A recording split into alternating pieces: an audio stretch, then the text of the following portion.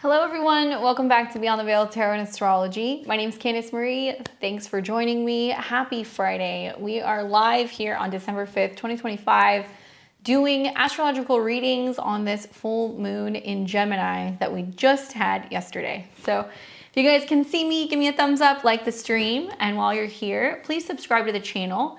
Click the bell button below if you want to see more of my videos. It would be great to have you guys here. I'm always here live on Friday nights, generally around 6 o'clock p.m. Central Time. That's going to be 4 p.m. Pacific and 7 p.m. Eastern. We alternate between tarot and astrology, so if you guys are looking for tarot, I'll see you next week. Otherwise, it is a brand new month, so happy December. If you guys are new to this, I do offer memberships on my channel, so if you guys subscribe and become a level 4 member, you're going to support me as a full-time content creator. I put out 4 videos a week, sometimes a little bit more, and we do horoscopes, new and full moon reports. We talk about the retrogrades. We do Sunday's kind of astro weather service, and lots of goodies in between. And if you guys join level 2, you're going to get a shout out from me. We do the shout outs at the beginning of the month, so we'll do that in a second. Level 3, you guys are going to be getting VIP access to my daily horoscope club, where I put out horoscopes every day on my YouTube, where you can see what's going on for your sun, moon, and rising sign. And level 4, you're going to get a reading with me once a month on the lives, and you don't have to wait. We take our level 4 people first. So do consider joining if you want to get a reading, and I hope you guys enjoy. We'll go through the shout outs for the month, but just want to let you guys know, if you want to get in the queue, scan this QR code. This will take you to my PayPal. I am offering a 1 question on your astrology kind of offer. The donation is $55 US. You can ask a question about your natal chart, timing questions, anything in regards to what's kind of happening with this recent full moon, or if you have other questions, I'm happy to answer. We also do synastry readings as well. Please make sure in the memo box you put your specific birth information. So I need to see your time, your date of birth, AM or PM, and please spell out the month for me, along with your year and the location of your birth, so I can cast your natal chart live on the channel, and then I'll be answering your questions. So we take the readings in the answer that they, in the order that they come. So I appreciate your guys' patience. Sometimes these get a little busy, but I will call out the names ahead of time and let you guys know who's next. And you can definitely come back, leave me comments on the reading, let me know how it manifests for you. And if you can't stay, it'll be here on my YouTube whenever you're ready to watch. But as a reminder, we're live on Friday the 5th. So if you guys are watching this on Saturday or Sunday, we're no longer live. Sorry I missed you. And I will see you guys next week. But let's get into just saying hello to who's here. So I saw that we have Enchanted Crossroads is here. Makeup Therapy's here. How you guys are doing? Welcome back. Let's get into the shout outs to everybody who is a level 2, 3, and 4. So we've got a number of people who are on this channel. So let's pull that up, filter all this out. Thank you guys for your patience. Sometimes YouTube is like a little screwy when I'm trying to kind of get there we go. Level 4, level 3. All right, cool. So if you happen to be a level 2, 3, or 4 member, thank you guys for your support. I appreciate you. People like, come on YouTube. There we go.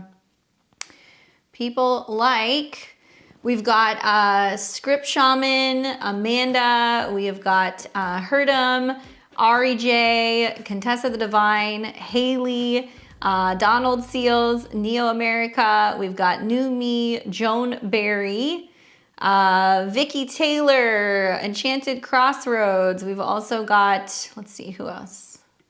Quite a few people. There we go. Let's see, Neo, Vicky Taylor. My goodness, sorry guys, it's like taking forever to load. There we go. Donald, Vicky Taylor, Enchanted Crossroads. Okay, I'm gonna just let it do its thing because it's just gonna keep moving.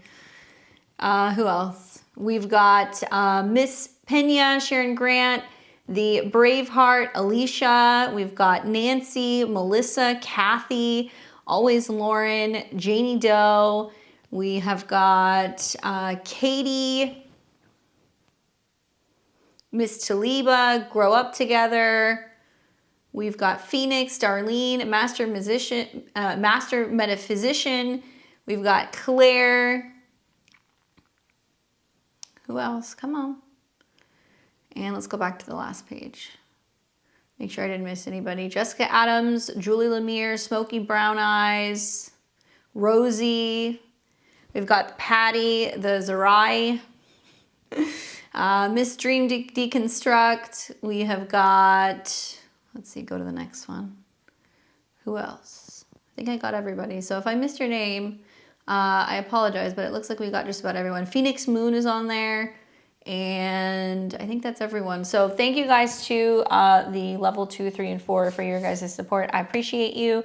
And if you're a level 4 person who wants to get a reading, let me know. I know I saw Enchanted that's in the comment section. So if you want to get your reading or if you're cashing in, I'm happy to help you out with your reading. I do have my level 4 reading list here, so if you guys pop up, I'll take a look at it and see if you want to cash in. Otherwise, you can come back next week for tarot, or we're going to be here obviously throughout December. Dude, something is happening. The moon fighting with the hubs, having crazy dental stuff. 2 trips to the dentist today. Lord help me. Leo rising. Oh, I'm sorry to hear that. That's a bummer. There's a lot of Saturn squares that are kind of setting up throughout this week. Mars is coming into square Saturn. So I've heard a lot of people who are like broken bones or tearing things or dental issues. That's very kind of like Mars Saturn-ish. And then in terms of who we have who's already in the queue, I have got Hiru and I've got Amanda and then Enchanted. I'm happy if you have a specific question. I had mentioned I wanted to peek at the new year. Okay, cool. We can do that for sure. So we'll take Enchanted first, and then Hiru and Amanda are going to be next. And then if you guys want to sign up and get a reading, let me know. All right, so we've got Enchanted here, Aries rising, Sun in Aquarius, Moon in Scorpio. And Enchanted wants to know a little bit about the new year. So if I were you going into the new year, there's a couple different things that kind of pop out at me. First things first is, you're going to see right at the beginning of the year, you're going to start with your chart ruler Mars in its exaltation going through Capricorn in your 10th house of career. So let's go forward about a week or two so you can see what I'm looking at. So in this next week, we're going to see Mars enter into the 10th. So because you're ruled by Mars, that means for the first, 5 or 6 weeks of January, there's going to be a huge emphasis on showing up out in the world, taking responsibility, right? Saturn things, work. It could be a very productive, a very busy time. It could be really great for planning and kind of making preparations for what you're going to be doing career-wise, especially as you're getting into like January and February. And Mars only goes through that part of the sky roughly every 2 years. So this is a wonderful time with Mars coming into a sextile with Saturn and Neptune in Pisces, that if you want to be getting some time to rest or kind of do your 12th house stuff as we get into Aquarius and Pisces season, getting as much work done as physically possible the first month or so of 2026. That's what I would recommend doing, because Mars is going to be in a sextile with Saturn. So it's going to allow you to rest a little bit in March and April, kind of preparing for the Saturn and Neptune conjunction that's going to be coming up as well. We will see Mars coming into a trine with Uranus, and it looks like it's also going to trine your Jupiter. So that means that it could be really great for teaching, publishing, making plans revolving around education, advertising your business, if that's something that you want to do.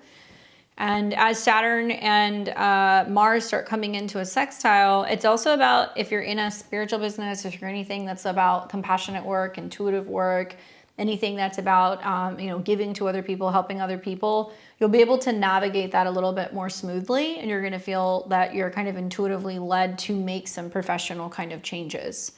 Probably because you're going to be hearing a lot about the Saturn and Neptune conjunction. So that's the second thing that I would be thinking about as well. Also with Mars coming into a trine with your natal Jupiter and Uranus, it could be some really good kind of money stuff that can be happening, especially if you're doing any work, once again, intuitively or with groups of people or on the internet. And then if I were an Aries rising, I would be super focused on mid-February, knowing that, Saturn and Neptune are going to come back into your sign. They're actually going to be direct in this next week, both of them. So you get a little bit of time between now and I would say the beginning of February to prepare for that transit, because it's not just that February, March, April time when planets are moving through there hitting Saturn and Neptune. It's also going to mean that when that conjunction hits, it's going to be kind of like planting a seed. Okay, so if we look at where Mars is, because Mars is the dispositor of this conjunction, Mars is going to be sitting right on top of your sun. So from Placidus terms, that means that maybe, you know, you're going to be getting more serious when it comes to a meditation practice, because Mars is on your sun in the 12th house. This is also where you're naturally going to feel like you want to pull back and you want to retreat, or you want to do some spiritual work, or you're going to need to be resting. Otherwise, the downside of that transit is, boom, okay, I'm going to be having a Saturn-Neptune, you know, kind of conjunction on my ascendant. I'm getting hit with a wave of exhaustion, or kind of feeling that I need to rein in what's kind of going on with my energy. And you're going to have Mars on your sun, which is the ruler of your 6th house of health. So I would be super focused on my health and making sure that I'm grounding my energies and not kind of getting hit with waves of kind of collective debris. So think with Mars and the connection to Aries, maybe meditations revolving around Saint Michael. Maybe it's going to be visualizations around kind of like purification with fire. It might mean that you're also working hard on your meditation routine, or you're working with like spas or like things connected to saunas to clear your mind. And you have to really watch your health, because right after you have that conjunction, which is playing off of Mars on your sun, so that's going to be about health habits and a routine. Then going into the beginning of the year, you're going to have an eclipse that's going to be very close to your sun as well. And so as an Aquarius and Aquarius rising, you're going to hear, oh, Aquarius, lots of changes going on with your appearance, or there's changes going on in regards to your identity. And that may track, but that eclipse is going to start coming into a square with Uranus, which will be in your money house. So it does seem to kind of imply, if you do feel run down, exhausted, hit with a wave of just needing to kind of take a break, anytime between February and I would say April, you want to make sure that you have some cash reserves and you're solid in the off chance that you're not able to put forth as much kind of like effort into your work and your career, because Saturn is going to be tied to that. When would be the best time for me to move? In January, or should I wait until February? I would say, I'm thinking, you know, Jupiter is going to go direct sometime in March, and it's in your home zone right now. I think that if you're trying to do too much around the Saturn-Neptune conjunction, it's going to feel like a heavy burden doing it by yourself if you don't have help. I also think that I'm watching some of these planets that are going to be coming into a square with your moon, which I don't think is going to be so friendly for trying to move right around the end of January, when Mars, Pluto, and the Sun square your moon, unless you have support or you have friends that are going to help you with the process of making that change. But it does say that your kind of goals to change and transform your home is going to definitely kind of be on like the, you know, the most important kind of top of the list to do. So I would say you need to keep a close eye on your health, because eclipses are on your sun, that's your 6th house lord, because Saturn and Neptune are on your ascendant, and also because Pluto is finalizing its conjunction to your Mars. If this were me, I would try to do it when planets are coming into a trine with Jupiter.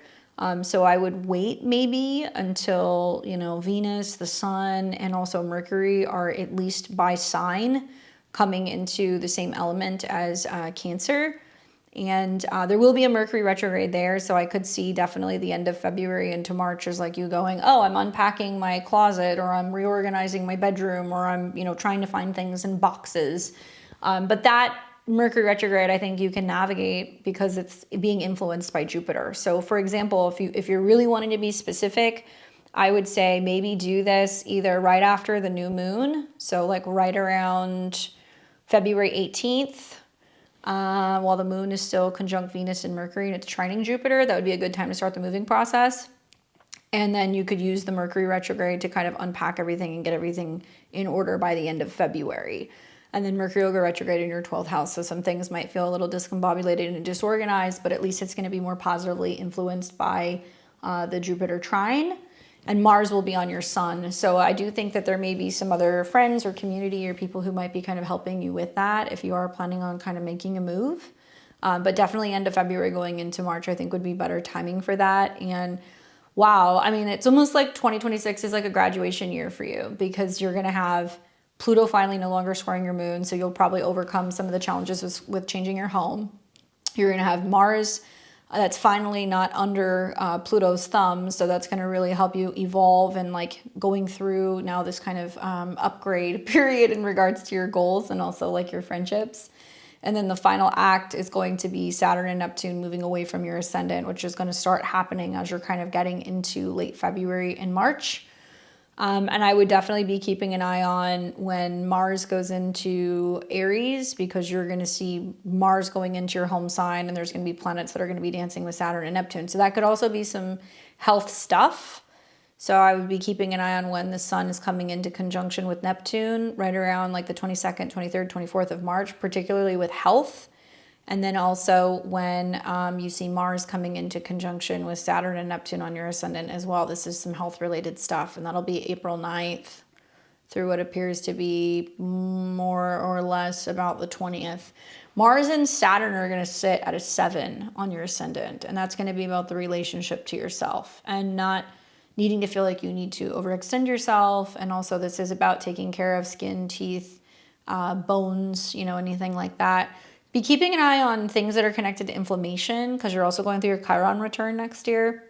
And you're going to have Mars and Saturn and Neptune influencing what's going on with Chiron. And Chiron on your south node ruled by Mars, while Pluto is conjunct that, is saying it's like a personal kind of rebranding that's going to be kind of happening. So yes, there is a light at the end of the tunnel. I don't think there's a single astrologer that would argue with me that February through April of next year is going to be a lot. Even if you don't have Aries placements, that 0 degrees of Aries is a cardinal point. That's the start of the zodiac. So we're going to see some major changes going on with people's bodies, their health, their identity, their mental health. Also, we're going to start learning more about inflammation and issues regarding stuff connecting to what's in the air, pollutants and other things that we're kind of absorbing. And so I think people are going to become more aware of, like where there can be some stuff that's really triggering some immune system issues, triggering issues with feeling lethargic, mental health stuff.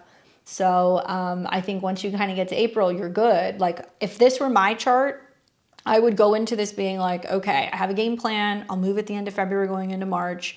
I need to be super steadfast with getting in as much work as possible and like trying to make some money and getting some stuff done in December going into January.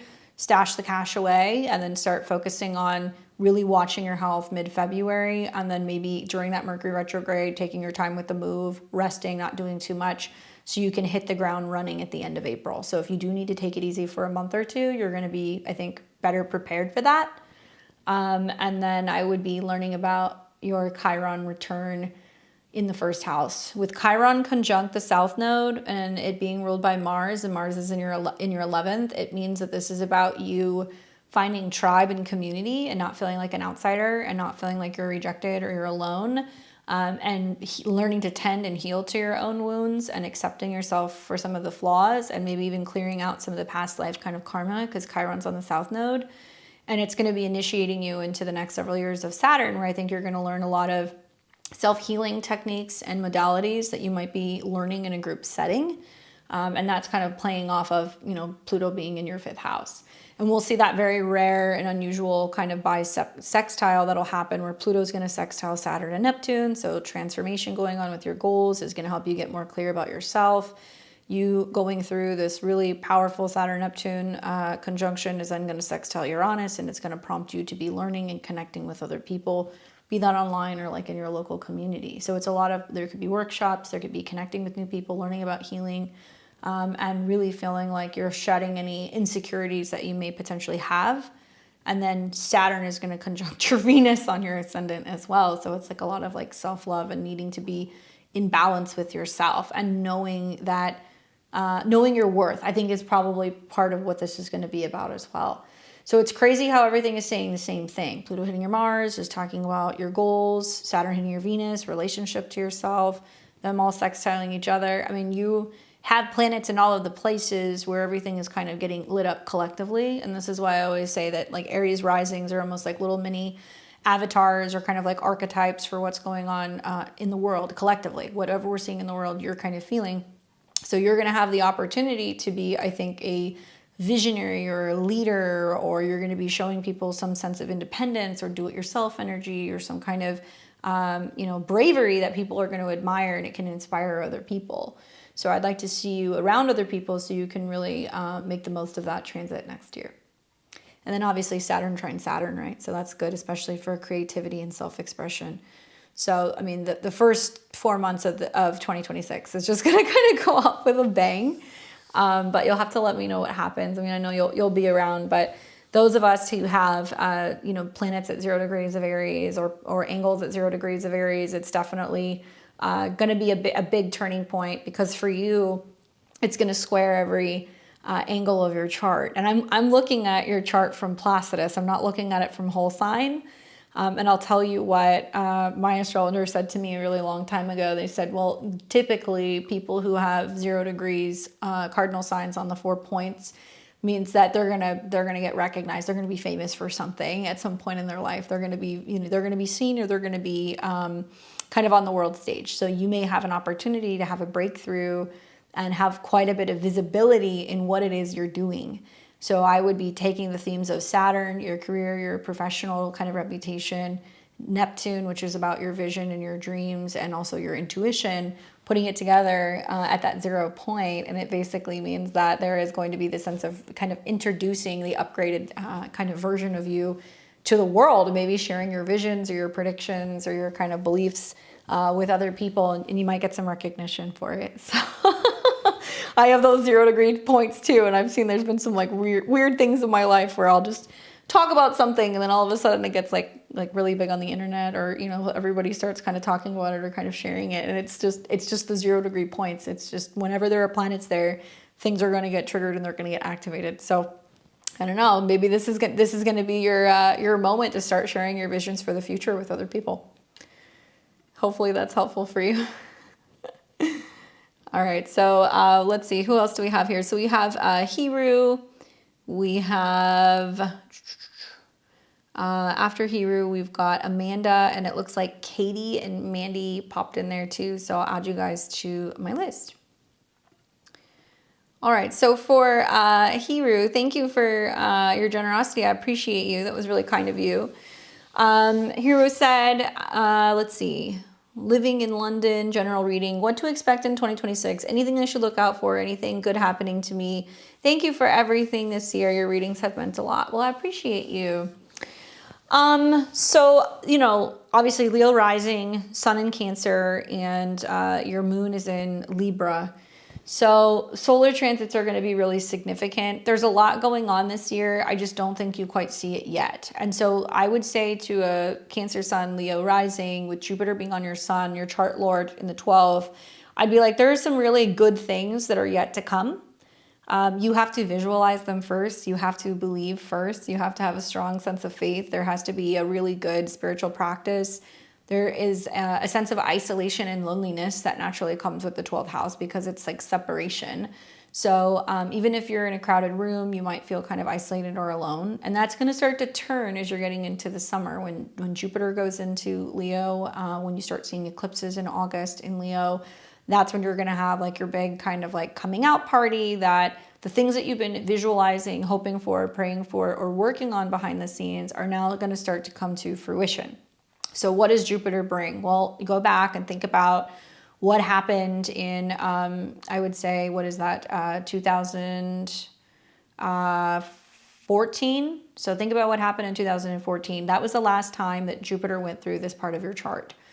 Usually when Jupiter crosses your ascendant, you find that this is a time period where, there's just bigger, better things. So Jupiter will be sitting on your sun, where you're more kind of in hermit mode, doing that stuff between now and June. And then it's going to shift into Leo, and that'll be in July, and it is going to come onto your ascendant, which will be in September. But I think as soon as Jupiter goes into Leo, you're going to be feeling it. Great. Jupiter rules your 5th house of dating, relationships, and children. So it can be bringing more of that to you, more fun, more travel, more self-expression, new hobbies, potential, risks that you're taking that can pay off. Jupiter is also associated with your 8th house, which is about transformation and other people's resources and money. So you can be feeling like you're generating more. There's more opportunity for optimism. There's more opportunity for growth. And you're going to see Jupiter that is going to be trining Saturn in your 9th house. So if you want to travel, you want to get a certification, if you're hoping to get more serious in relationships, I could definitely see that happening for you. But it's going to feel like for the first 6 months that you're visualizing, vision boarding, praying, you know, asking for certain things to kind of come in. And that's probably going to be the first half of the year. The other thing that I think about is, you know, Saturn will not start squaring your sun until 2027, 2028. So it's a little shy in this next year of squaring your sun. So you get a reprieve there. But Saturn and Neptune are squaring your Mercury. So it does look like you're going to be trying to figure out, you know, how can I either connect in a new way or communicate differently or find the words or make new friends. I think that could be a theme next year. Uranus will come into conjunction with your Mars, so there's going to be a lot of spontaneous either changes going on with your work or your goals revolving around friends and networking. And you're going to start to see that Uranus is going to start squaring your Venus. And that is potentially going to change some stuff for you financially. So for the first half of the year, there are still some eclipses happening in Virgo and Pisces. So you're going to see a continuation of the South Node going through your money house where you're clearing out or you're dealing with old karmic debt, or maybe you're feeling like you're having to budget a little bit more. And then the North Node eclipses will still actually be kind of happening also in Pisces, which is going to deal with like paying debt, dealing with anything revolving around like karma or joint finances. In the relationship land, it's interesting because like Uranus squaring your Venus means that it's like pushing you to get out of your comfort zone and maybe meet new people. And if you're doing that, it can actually enhance your confidence and your self-esteem. But it can also mean that there's some sudden kind of pivots and kind of being in and out of something in a relationship. But I think Leo risings are going to have fun with their romance lord being in their first house. And then also seeing that there's going to be North Node eclipses in the 7th house of relationship. That'll start actually right at the beginning of the year. So if you go and you look at this eclipse, the first eclipse of 2026 will be a solar eclipse in Aquarius. So this is putting your planetary ruler, the sun, conjunct the moon in the 12th house. So it's possibly bringing up an unexpected connection that could be like a new relationship or a shift that's going to be potentially happening with partnerships. The 7th house could be other things. There's a new therapist that comes into your life, an astrologer that comes into your life. It could bring you more business if you're kind of in like a business that's more associated with like having clients. And that is going to square Uranus. So it can mean that there are some changes going on revolving around your relationships and how it's impacting either work, or it can be foreshadowing within 6 to 12 months a relationship or a status change. So you can go from being single to being in a relationship. You can go from being in a relationship to being in a situationship, you know, that kind of stuff.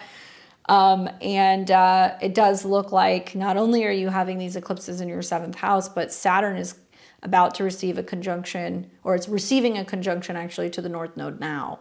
So I would look at this and go, oh, they're looking to clear karmic debt in relationships. They want to meet somebody. Could definitely be pretty active the first couple of months of the year. And then Jupiter will come back into your 12th house. And you're going to see the South Node move away from your Venus. And you have Venus in opposition to Saturn. So like love at a distance or waiting for relationships to kind of work in some way, shape, or form. I'm just catching up with the chat. Hey. So after July, I think it'll feel a little bit less heavy. Yeah, for sure. Yeah, it definitely will. Yeah. I got you, Neo. I'll add you to my, my list here. I'll take you next in just a second. Oh, and Deanna. Sorry, guys. And Deanna.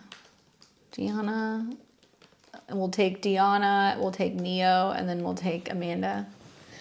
I guess one other thing that I would say that I would just be focusing on is like when the light at the end of the tunnel starts kind of popping off. I think it's going to be here in August when we have, I think arguably probably the best the best eclipse of all 4 eclipses next year, I think will be the solar eclipse in Leo, because the sun's in its home sign.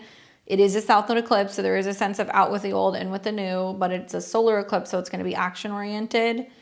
And Jupiter is going to be sitting right on your ascendant, so it's bringing you romance, creativity. That could be a pregnancy transit too, so be mindful of that. And Mercury is going to be in the mix, which does look like you're going to be quite social, mixing and mingling, or maybe traveling or connecting with new people. And for job aspects, I mean, honestly, you know, watching Uranus sit on your Mars, I mean, it could mean that there could be offers that can kind of come and go, but you're trying to decide which one you want to take. You're really looking at Venus when you're looking at your job offer stuff. So I would say you want to be more focused on Venus transits. The South Node's about to hit your Venus and it's going to square Mars. So that does seem to imply there's possibly going to be some job change stuff that's going on, but it may not be kind of heating up until about May through what appears to be July of next year. And then you're going to want to watch when Uranus comes back and it hits your Mars with transit Mars. So it may not hit right until like right at the end of spring going into summer. But just the South Node hitting your Venus would be enough for you to have a job change. But having Mars and Uranus conjunct, you know, in the 10th house as well, that'll do it. So down the road, there will be a Venus retrograde, but I don't think that's going to be so much work related for you. I think that as a Leo rising, once Uranus leaves Taurus, I think that you're going to have a lot more stability in your career for the most part, especially once you get, you know, beyond the spring. Once the South Node's no longer hitting, you're going to be, I think, good to make some changes. Watch maybe for like the Pluto transits. So like Pluto going through your 6th house, and when you start seeing planets going through your 6th house, that's when you could see some bigger changes at work. You won't have some of the Aquarius eclipses there yet, but probably the best time if you're wanting to make some career moves or wanting to make some changes would be like soon, because Mars is about to go into Capricorn, and that's not so much the new year, but from about the 15th of December on, all the way until the time that these planets leave your 6th house. So it's going to be about the end of January. That's going to be more about some potential job-related changes. And then you're going to see that Aquarius eclipse square Uranus. So it's more about, oh, do I want to do relationships differently? Do I want to do my work differently? Okay, who's going to be showing up? And so it can mean when planets go through the 6th house, you're applying for jobs, you're looking at taking interviews, or you're considering going in a different path, right? Aquarius, something more kind of IT, tech, futuristic, something that's going to be more working in a network or working with like a larger company. I could see it being that. But the strongest time that you have to make moves that are going to be more smooth work-wise is literally going to be basically between now and the beginning of February. So I would get the show rolling with that now, because as planets go through Capricorn in your 6th house, you have a lot of momentum and there's like a lot of oomph for you to want to get on a new schedule or want to get, you know, work done or want to get employed. And it's trining Uranus. So it's opening the door for you to be able to work with new people. Okay, I'll come back to Dion in just a second. And then what's the biggest change for 2026? Jobs or relationships? Both, because you're going to see that there's eclipses and the nodes that are going to start squaring the South Node in your 10th house, which is job change, and the North Node eclipses in your 7th, which is relationship change. I don't think it's going to be one necessarily more than the other, because the nodes are going to square each other. And it looks like you're almost halfway through your year right now. So you're 31. So you're in an annual perfection year 8. Sorry, I'm trying to look at my notes. So with Pisces getting highlighted until July of next year, Jupiter's your time lord and it's in the 12th. So this is more about being open emotionally to change. This is more about not being so emotionally detached to old relationship stories or fear or worry about scarcity or like money related things. Having a lot of faith. I think that when Jupiter's in your 12th house, it's like a guardian angel transit. It does protect you. So there is a sense of, if you have a strong faith and a practice, whether that's meditation or spiritual or even religious kind of practice, it's actually going to be really helpful in bringing some of these things to fruition as you kind of get into the summer when Jupiter crosses your ascendant. But I think it's an Aquarius descendant. I think that with the North Node being there, Pluto being there, eclipses being there, these are some pretty destined kind of like relationship transits that you're going to have. Granted, Pluto will be there for 20 years, but you only have about 2 years of having the eclipses there. So I would start watching the eclipses, because that's going to bring on some big changes to relationships right off the bat. And when that eclipse comes in, it's going to square your North and your South Node. So see how you have the South Node at 21 and you have the North Node at 21? This eclipse is at 28. It's wide, it's 7 degrees, but it's going to square your Pluto. So it's where relationships come in, help you get out of the past or move. It's going to square Uranus, so it's going to be about changes in your career. And the North and the South Node are ruled by Venus in the 1st house, so it's about learning to value oneself better, I think. And then the North Node is ruled by Pluto in the 4th and Mars, which is in the 11th. I think this is like you getting out of the house and meeting people. And the eclipses in the 7th house might mean that you're working with a therapist or an astrologer more, or it might mean that there's a new relationship that comes into your life that helps you socialize. But definitely with the square between the 7th and the 10th, you are going to see changes within your career. Still, the 8th house year is more about transformation and letting go. And then as you get to 33, that's going to be an annual perfection year 10. So it's going to be more about like career as you're getting into that age. Is it new love? I'm scared of more heartbreak. North Node is new. So usually when the North Node's going through there, it's going to bring you something new. And Aquarius is like revelations in relationships. And you've had heartbreak because you have Venus in opposition to Saturn, and also because you have Venus conjunct Chiron. So that's like wounded, separation, distance, things like that. But when you start seeing that Uranus is going to sextile Saturn, your relationships will improve, but it looks like you're meeting new people, or you're traveling or connecting with different cultures or people from different backgrounds. And so actually I think a lot of the ways that you can improve potentially meeting somebody is changing your routine, whether that's where you're working out, where you're shopping, even your work, and getting, I think, social next year to improve the likelihood of being able to connect with new people. Hopefully that answers your question. What's up, Rosie? Hello. All right, so we've got Deanna and we've got Neo, and then I'm going to circle back to Amanda. I got to take the level 4 people, so let's plug them in.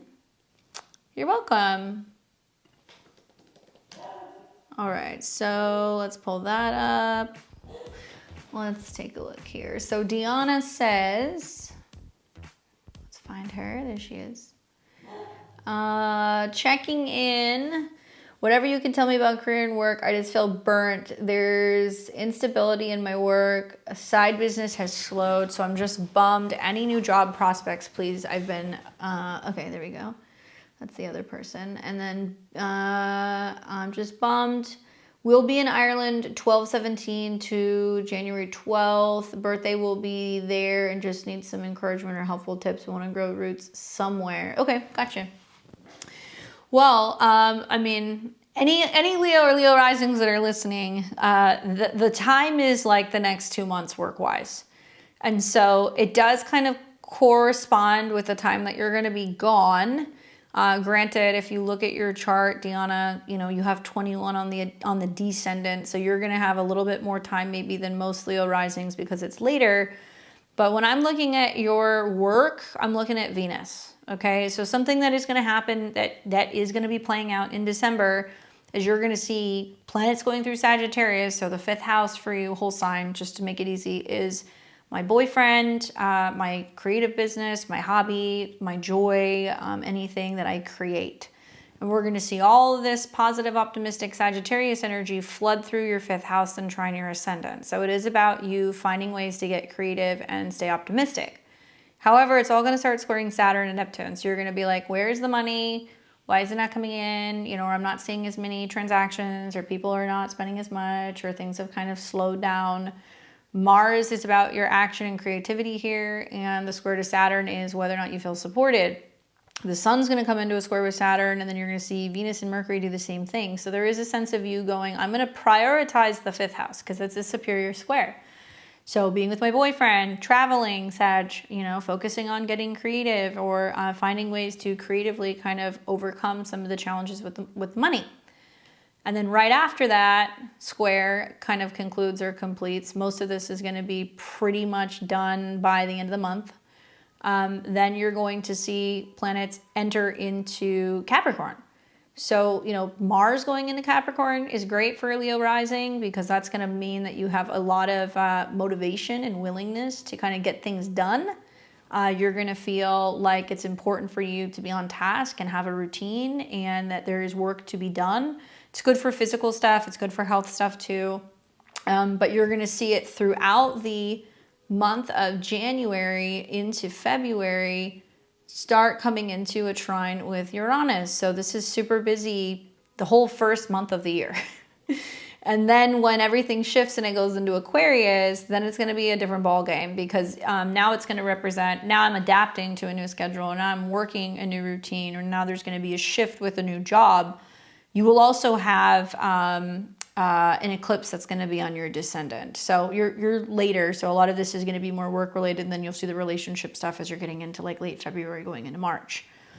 My guess is that not only with these transits, but also being a Capricorn yourself, you're going to have a lot working in your favor around mid-January, because Mars, Venus, and the Sun are all going to align, and Mercury's going to be there too, and it's going to trine Uranus. So it makes me feel like you're either going to get in a new cycle or a new schedule that's going to be helping you kind of find ways to navigate some of the challenges with work. I could also see this being a situation where, you know, you're getting a new job. Like literally the new moon will be in your 6th house right here. So right around January 18th. So you're gone basically, you know, all the way up until this time where you could potentially start a new job if you wanted to. I don't know if you're going to see a lot of success while Mars is squaring Saturn work-wise, or even when Venus is squaring Saturn. So I would take those transits into, you know, kind of into consideration. There's going to be a delay. You might find things that you like, but you might not like the pay or the salary that they're offering, or you'll go, well, it's not enough hours, or I don't like the benefits. So if you're going to be applying, be patient. Patience will definitely, I think, be rewarding. But the Sun square Saturn, this is about you putting forth your kind of creative energies, being like, ooh, I can do anything. And that's going to be pretty strong from the 16th through about the 19th. That new moon in Sag actually squares Saturn. So it's about overcoming the challenges that you have had with work. And maybe there's going to be a new creative launch, or it's going to be starting what's going to be a 6-month period of you creating new things, not feeling like you have to fall into, oh, I just do this or I just do that. Actual employment may come from like a Venus trine Saturn, or, you know, a Venus sextile Saturn. And you will see that in January when Mars and Venus conjunct the Sun. So, I mean, I wonder if you're going to find out that there's like a new job opportunity that you're going to be taking in the first 10 days of January. And then the possibility of you coming back and then being able to start something under that new moon. That's kind of what it looks like to me. Obviously, you know, in this next year, probably the number one thing that you want to be aware of is that Saturn is going to square your chart ruler, right? So not only are you a Capricorn, which is definitely influenced by Saturn, so it's a lot of Capricorns who are having to move, relocate, change something about their home zone because it's 4th house to their sun, but you're a Leo rising. So having Saturn go into Aries and start squaring your sun looks like that's going to be happening pretty significantly. You'll be feeling it probably about a degree or two prior. So let's say about mid-May. Mid-May until about October, you're going to be in that square. And it's an opening square, so it's saying in order for you to figure out work, you're having to either go to school, or you're having to move, or you're having to relocate. And it looks like you are talking about doing those things. And then it'll come back and it'll square again, and that's going to be finishing up the square, and that's going to be taking place in early February of 2027, and then it'll come out of the square with your sun. It's going to square Venus too. Your Venus is at a 7. So it's going to be about you being like, am I just going to pack up and move? Like, what am I doing? You know, and I think that you're trying to find work that can help kind of fill in the blanks and buy some time before you have to make a bigger potential move next year, which I know we've talked about kind of happening, I think sometime, you know, maybe in the fall, right? I'm waiting to hear if I get into that program in Ireland. I mean, you know, Mars rules education. You have got the South Node that will be approaching Mars in the 12th house. You're going to have, let's see. Oh, no, that's going to take some time. Your Mars is in Leo. I was thinking it was in Virgo. So Mars, probably the Saturn-Neptune conjunction, I would assume, right? I mean, I would assume Saturn-Neptune going into your 9th. It's like, boom, okay. You know, you're like, I'm finding out whether or not I'm going. And they are malefics, and it's ruled by Mars, as Mars is going to be going into your 7th house. So it looks like if you do end up getting the green light, that's going to be definitely changing a lot of things in regards to like a relationship. Yes, I just need something to hold me over. Yeah. So, I mean, look, I'm going to be honest here. 6th house Capricorn, ruled by Saturn, Saturn in the 1st in Virgo. You want some stuff to hold you over? Go and do some house sitting, right? It's all that Virgo is sextiling that Scorpio. That's an option. because Virgo is in the first house of self and self-care. So you could be saying, okay, I'm gonna do some house sitting, I'll do some pet sitting, I'll do some dog walking, right? These are kind of like very Saturn sixth housey things. Another option is you can be finding ways to offer, you know, print goods or other things that are going to be a little bit more creative because you've got Mercury and Sag. So journals, writing prompts, anything revolving around print or stationery. I could see you getting creative with that. Calendars even because of the connection to Saturn.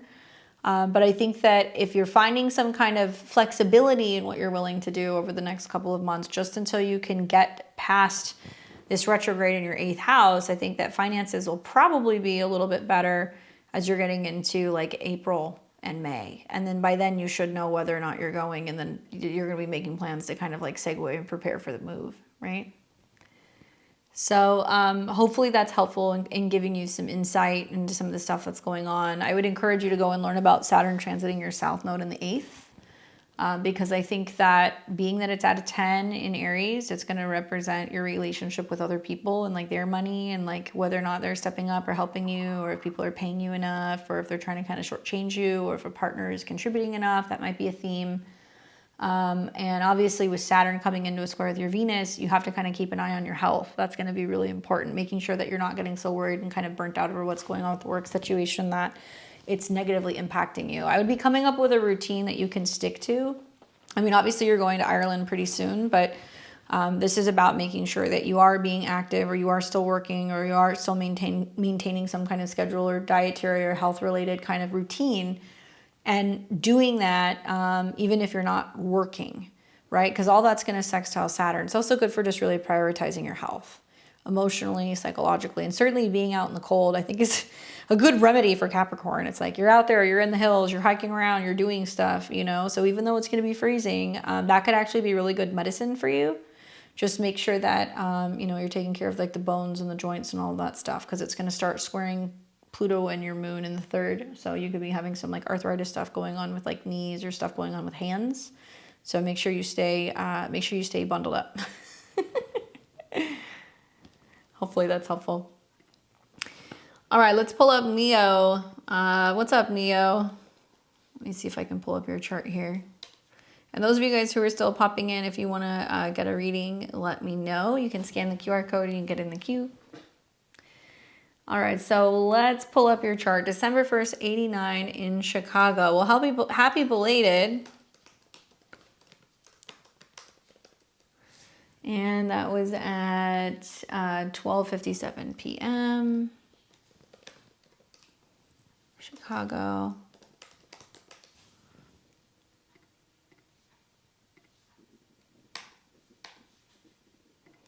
All right, so you're a Pisces rising, Sun and Sag, Moon in Capricorn.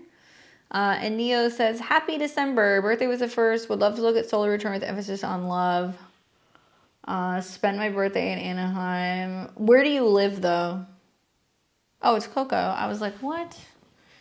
I was like, I've seen this chart before. All right. Well, I'll put Neo/Coco so I remember. There we go. But you live where? You live in LA? Okay.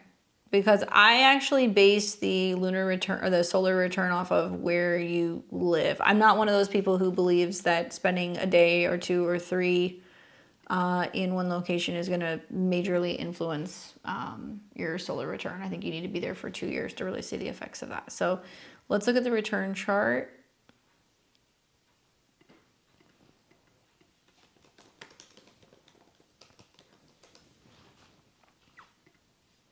All right, so this is your return.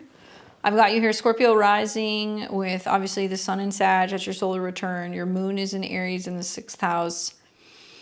With an emphasis on love. I mean, it is in the chart. You do see it because there is some oppositions between the 1st house and the 7th house, and pretty strong oppositions. I mean, Mercury's opposing Uranus. You've got Venus that's in the 1st house opposing Uranus. And if I'm being honest with you, it's a lot of, you know, just looking at like Scorpio risings right now, it's a lot of like looking at things going, you know, throughout this retrograde, because Mercury is still in shadow in this, and that's like the planet that's closest to your ascendant. What is changing and transforming about the way that I think or about the way that I speak? and it's even at a 20. So it represents you going through a profound period of transformation of, well, your intimacy, how you communicate, how you talk to yourself, how you view money, anything also revolving around relationships, because Mercury is close to Venus. So there's something changing in the way that you perceive relationships. And this is a chart ruled by Mars and Pluto. So Venus sextiles Pluto. So it looks like the more that you're indulging, kind of focusing on self-love or being a little bit more brave or confident in relationships and communicating or traveling, it can open the door to relationships.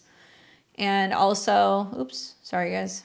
Also, you see that there is some sextiles that's kind of happening here between the Sun and Pluto. So that's really good for like communication and career and being seen.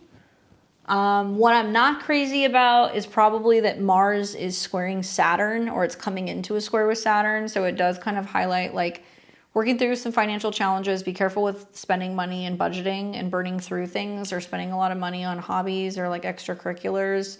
It can mean that you're feeling more willing to take risks in relationships and romance and really kind of throw yourself into something. And Mars is conjunct Juno. So it means at a 19, you're really wanting to invest yourself in long-lasting relationships that feel exciting and something that you can kind of like learn from somebody. But it is telling you to be careful and kind of guard your heart and not jump into maybe making big decisions like moving in together or having a kid. That these are things you need to kind of talk through before you make a pretty significant change. And then relationships, you have Taurus on the descendant, which generally is more stable in relationship department throughout the year. The problem is that the ruler is in the first and it's opposing Uranus. So if you've got the 7th house ruler in the first, you can bring somebody in this year. It's like a magnet. You just bring them in. But Venus in opposition to Uranus means everything changes. So it's almost like the more that you're saying, no, it's about the relationship with myself. What do I need? What do I think? If you are evolving and ever changing and getting into good balance with yourself and being optimistic, then yeah, you can bring a relationship in. This could be a long distance relationship with Uranus in opposition, right? Uranus represents the home or the past. It also means that you could be meeting somebody who lives in one place and they're getting ready to relocate to another, or vice versa. It could be you. But I think a lot of Scorpio and Scorpio risings will agree with me that some of the themes that have kind of happened over like the last month or two has been where they're either stressed or not communicating well, or maybe they're going through, you know, some personal kind of dark night of the soul moments, and the way that they communicate or the way that they're, you know, kind of projecting things, because the 7th house is projection, can set other people off. So if you're going into this year being like, okay, I don't know what I want, I'm not sure, you'll bring that in. You can bring non-committal people with Uranus in your 7th house. But if you go into it going, I'm open to change, Mercury and Scorpio, I am really knowing my worth and I'm not willing to settle, Venus and Sag.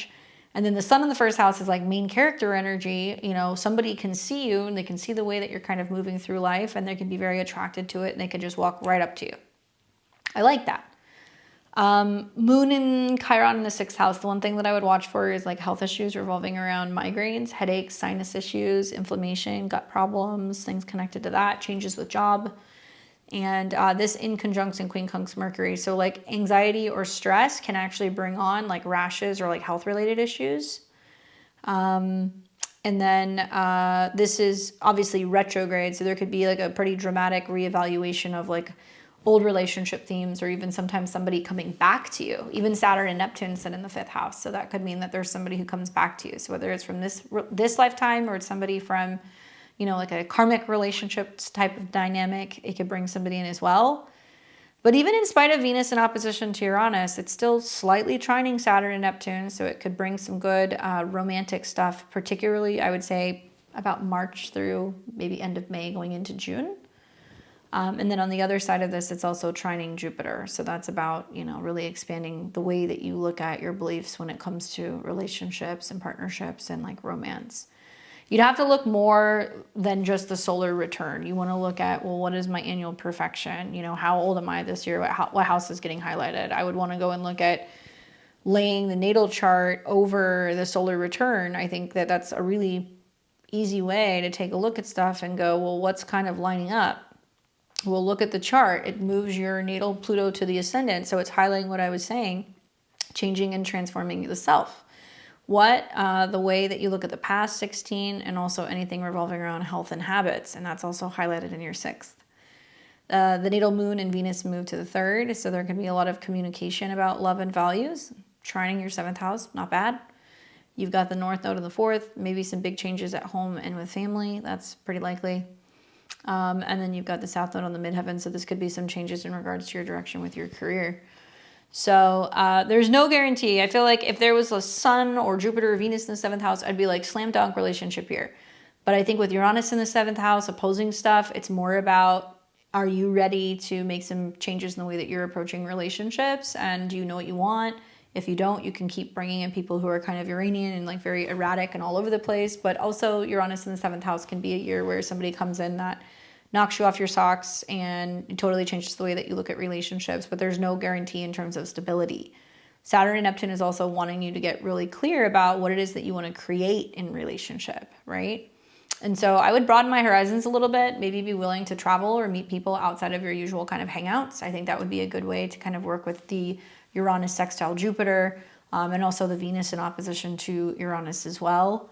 And definitely go and, follow your annual perfection time lord. So it looks like this year you're 36, so you're in an annual perfection year 1. So you made it out the 12th house year. I just turned 36 too, and I'm like, oh my God, that was a fucking nightmare. It's almost like when you go from the 12th house where everything concluded to the 1st house, everything is brand new. So it's almost like, okay, bringing the attention to even what you saw in your solar return, all those planets in the 1st house. So when planets go through your 1st house in Pisces season, it's going to be a time to watch. Jupiter is your time lord until your birthday next year, and it's going to spend the next 6-7 months-ish in your 5th. That's opening up the door to relationships. And then obviously Jupiter is opposing your Venus, so that could be a long distance thing. And you're also going to want to be looking at when Jupiter changes signs next year, which could be a radical improvement for your health and also potentially for your work over the summer. Still eclipses in your 7th house. Those are going to kind of go down for the next year. So watch the Virgo eclipses, and also keep an eye on when Mercury comes into conjunction with Jupiter, or when it's trining Jupiter or sextiling Jupiter. That'll be times that you can see some big changes. But just looking at now that the eclipses are pretty much done in your Placidus 7th, and Saturn and Neptune are no longer squaring your Mercury, relationships can happen. But, I know that for you, it happens when there is either a shift that goes on with your belief system, or a shift with education, or traveling, because you have your 7th house lord in the 9th, right? Anyway, I hope that's helpful for you. Certainly the 1989 babies are in for a wild ride because we have all that Capricorn in our chart, and it opposes Jupiter and Chiron, and now Saturn and Neptune are coming into Aries, and it's going to square all that next year. So for you, it's still in your 1st house. It's a lot of what do I do to initiate changes with work and also like relationships. But it's going to be a doozy, because I feel like the Saturn and Capricorn people are so patient, and they will wait so long, and they will be so focused on long-term stuff, that one of the lessons we're going to have in this next year is to be like, we just got to start something. We just got to do it. And not wait until, the perfect kind of situation. We have that higher vantage point. Certainly Saturn and Capricorn is going to definitely trump Saturn and Aries, but I think that things are going to move at a very rapid pace, and a lot of us are going to have a difficult time kind of acclimating. So hopefully that was helpful. Let's see. Readings are still open. Yeah, I'll put you in there. So hopefully that was helpful for you, Coco. Let me know how the beginning of the year pans out for you. All right, let me sign into my PayPal really quick. So are there any other level 4 people? Let me know if there are. I'll put Rosie in here. And I'm going to let you guys know who I have on the list, because we took a couple level 4 people late. And now we've got a couple people who are joining in. So I'll plug in some charts in just a second. So Michelle, Deanna, Brenda, Mandy, Kate. I have all of you guys. Okay, so if you hear your name, I've got you. And readings are still open if you guys want to get in. So let's go to Rosie and then Amanda. I promise you're next. If you're watching, Rosie, it was the March 15th, 84. Is that correct? Just want to make sure I have the right one. Yes, okay, that's Amanda. All right. Rosie, can you remind me when your birthday is?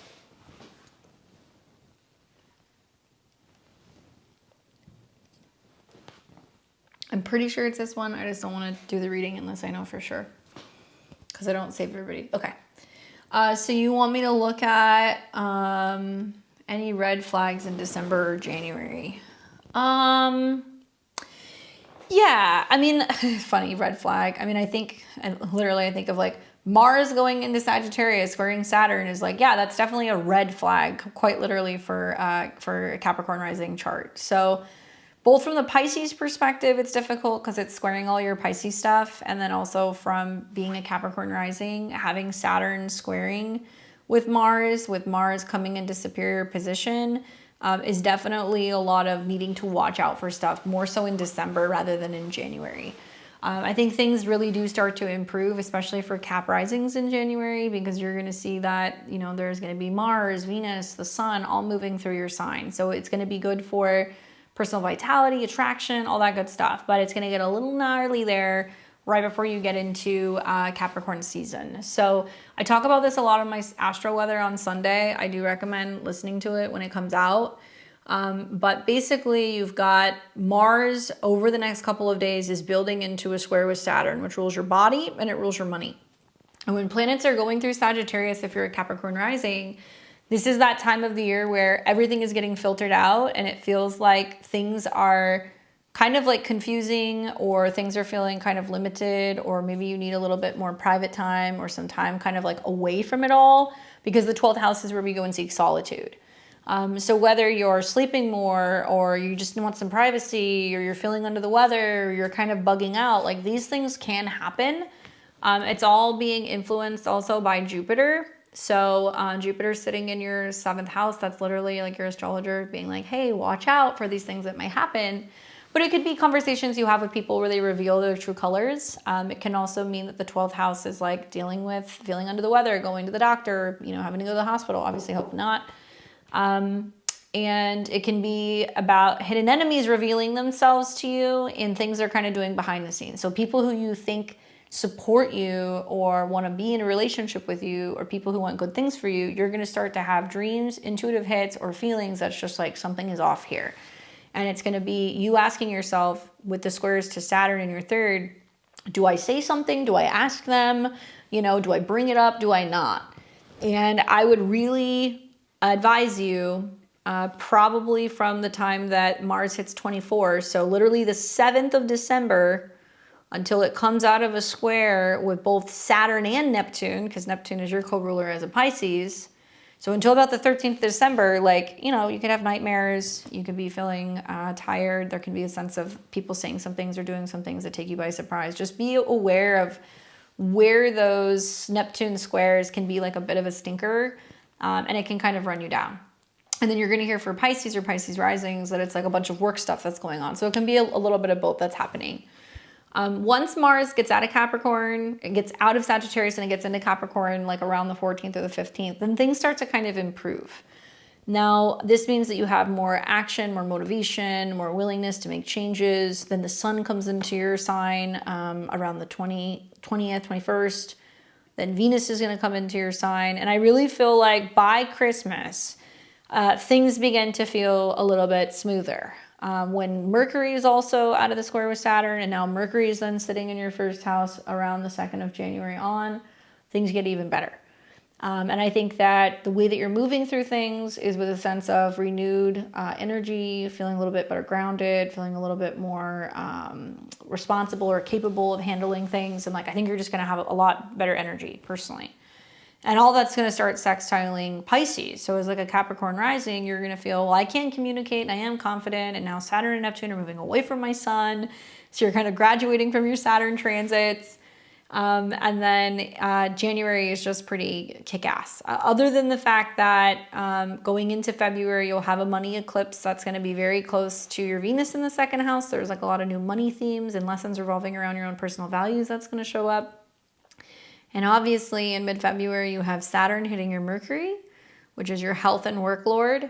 and Neptune is hitting your Neptune, which is connected to your third house. So I'd be watching your mental health. I'd be making sure that you're journaling, you're communicating, maybe you have a walking routine.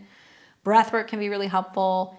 And when Saturn and Neptune hit your Mercury, there can definitely be some changes going on revolving around your emotional health, or some stuff that's going on with your family. Maybe you feel inspired to want to like declutter and like organize things and get stuff out of your house. That could be one way of looking at it. Also be very mindful of any communication that you have with like neighbors and siblings and family members, because it looks like there can be some drama that's coming up there. But the red flags don't start to kind of come back up until about mid-February. And then again, when you start to see Mars coming into conjunction with Saturn, and that'll be in the spring. So closer to like mid to the end of April, when Mars and Saturn are conjunct. And that's more taking care of business at home, dealing with family stuff. So let things kind of lie, I would say, in December. Know that as soon as you get into the new year, all those planets in your first house is like killer. Especially feeling a little bit more optimistic and being able to take on some of the challenges that might kind of come up domestically with Saturn and Neptune kind of being in your fourth house, right? So hopefully that's helpful. Literally red flags, Mars and Sag square Saturn and Neptune. I wish that I had said that in my astro weather, because that's just like so perfect. Cool. Well, thank you. I appreciate that. Let's see, who else do we have here? So now we can segue into taking Amanda. So if you have any questions or anything, Rosie, let me know, okay? All right, so we're going to take Amanda now. Thank you for your patience. And we've got Amanda here, January 2nd, 1985, 11:44 p.m. 29-degree Virgo rising. You've got a moon in Taurus and a sun in Capricorn. Earth Mama, I remember your chart. All right, so let's see what Amanda has to say. Thanks, Rosie. She says, okay, so it has been a year of on again, off again with a Sag rising Cancer sun. We break up and we get right back together. I know we need to break the cycle and be done, but I can't seem to let go. Any advice? Are there better days ahead for me in love, new love, and when? Thanks. Okay, so I feel inclined to tell you, this is not me being judgmental, but mutable degrees, especially the late degree of mutable signs, are about finishing something before we start something new, right? That's why Pisces season is so interesting, because Pisces season is like, okay, everything kind of feels like it's just melting and falling apart, and it's just like we just got to let it go. And then boom, here in the Northern Hemisphere, we have spring and everything kind of comes back to life, and we don't really have a choice. We just have to initiate and kind of start new. So I look at this and I'm like, this is the final moment, especially now that Neptune's about to wake up. You might have some really unusual kind of breakthroughs with the way that you're looking at relationships. Because remember, the seventh house is a mirror. So sometimes when you're dealing with heavy hitters in your seventh house, people are reflecting back things to you that you're feeling, and you guys can kind of trigger each other. And Neptune sucks when it's at the late degrees of Pisces, because people are very emotional. They're very dramatic at 29. They can be very isolating. They can just totally cut you off and just be like crazy when it's in Pisces. And Saturn represents your intercepted fourth and fifth house. Capricorn, which is about maturity that needs to be brought into relationships and matters of the heart. And then also it's connected to your fifth house, which deals with like true love and romance. If you want the long and short of it, do I see better relationship opportunities on the horizon for you? Yes, because Saturn and Neptune will no longer be on your descendant, which means that if you do decide to wrap up this relationship and finally let it go, or, you know, conclude it, there will be a lot of emotions. You'll be really sad about it, or there could be a lot of like waterworks, obviously Pisces. But there's also going to be this sense of relief that's like, okay, that's over. Next. What are we doing next? And so then when Saturn and Neptune go into Aries, it's still in your seventh house. You're going to want something new, or the way that you're going to approach relationships is going to be with a sense of wanting something new, but being cautious, and wanting somebody who's a little bit more maybe accountable for their behavior or their role in relationships, right? I think that's one way I would look at it. Chiron's still going to be there for a little bit. That's going to leave pretty soon too. But yeah, new relationships can come in, but Saturn and Neptune wants you to wrap up and conclude what has not been working, okay?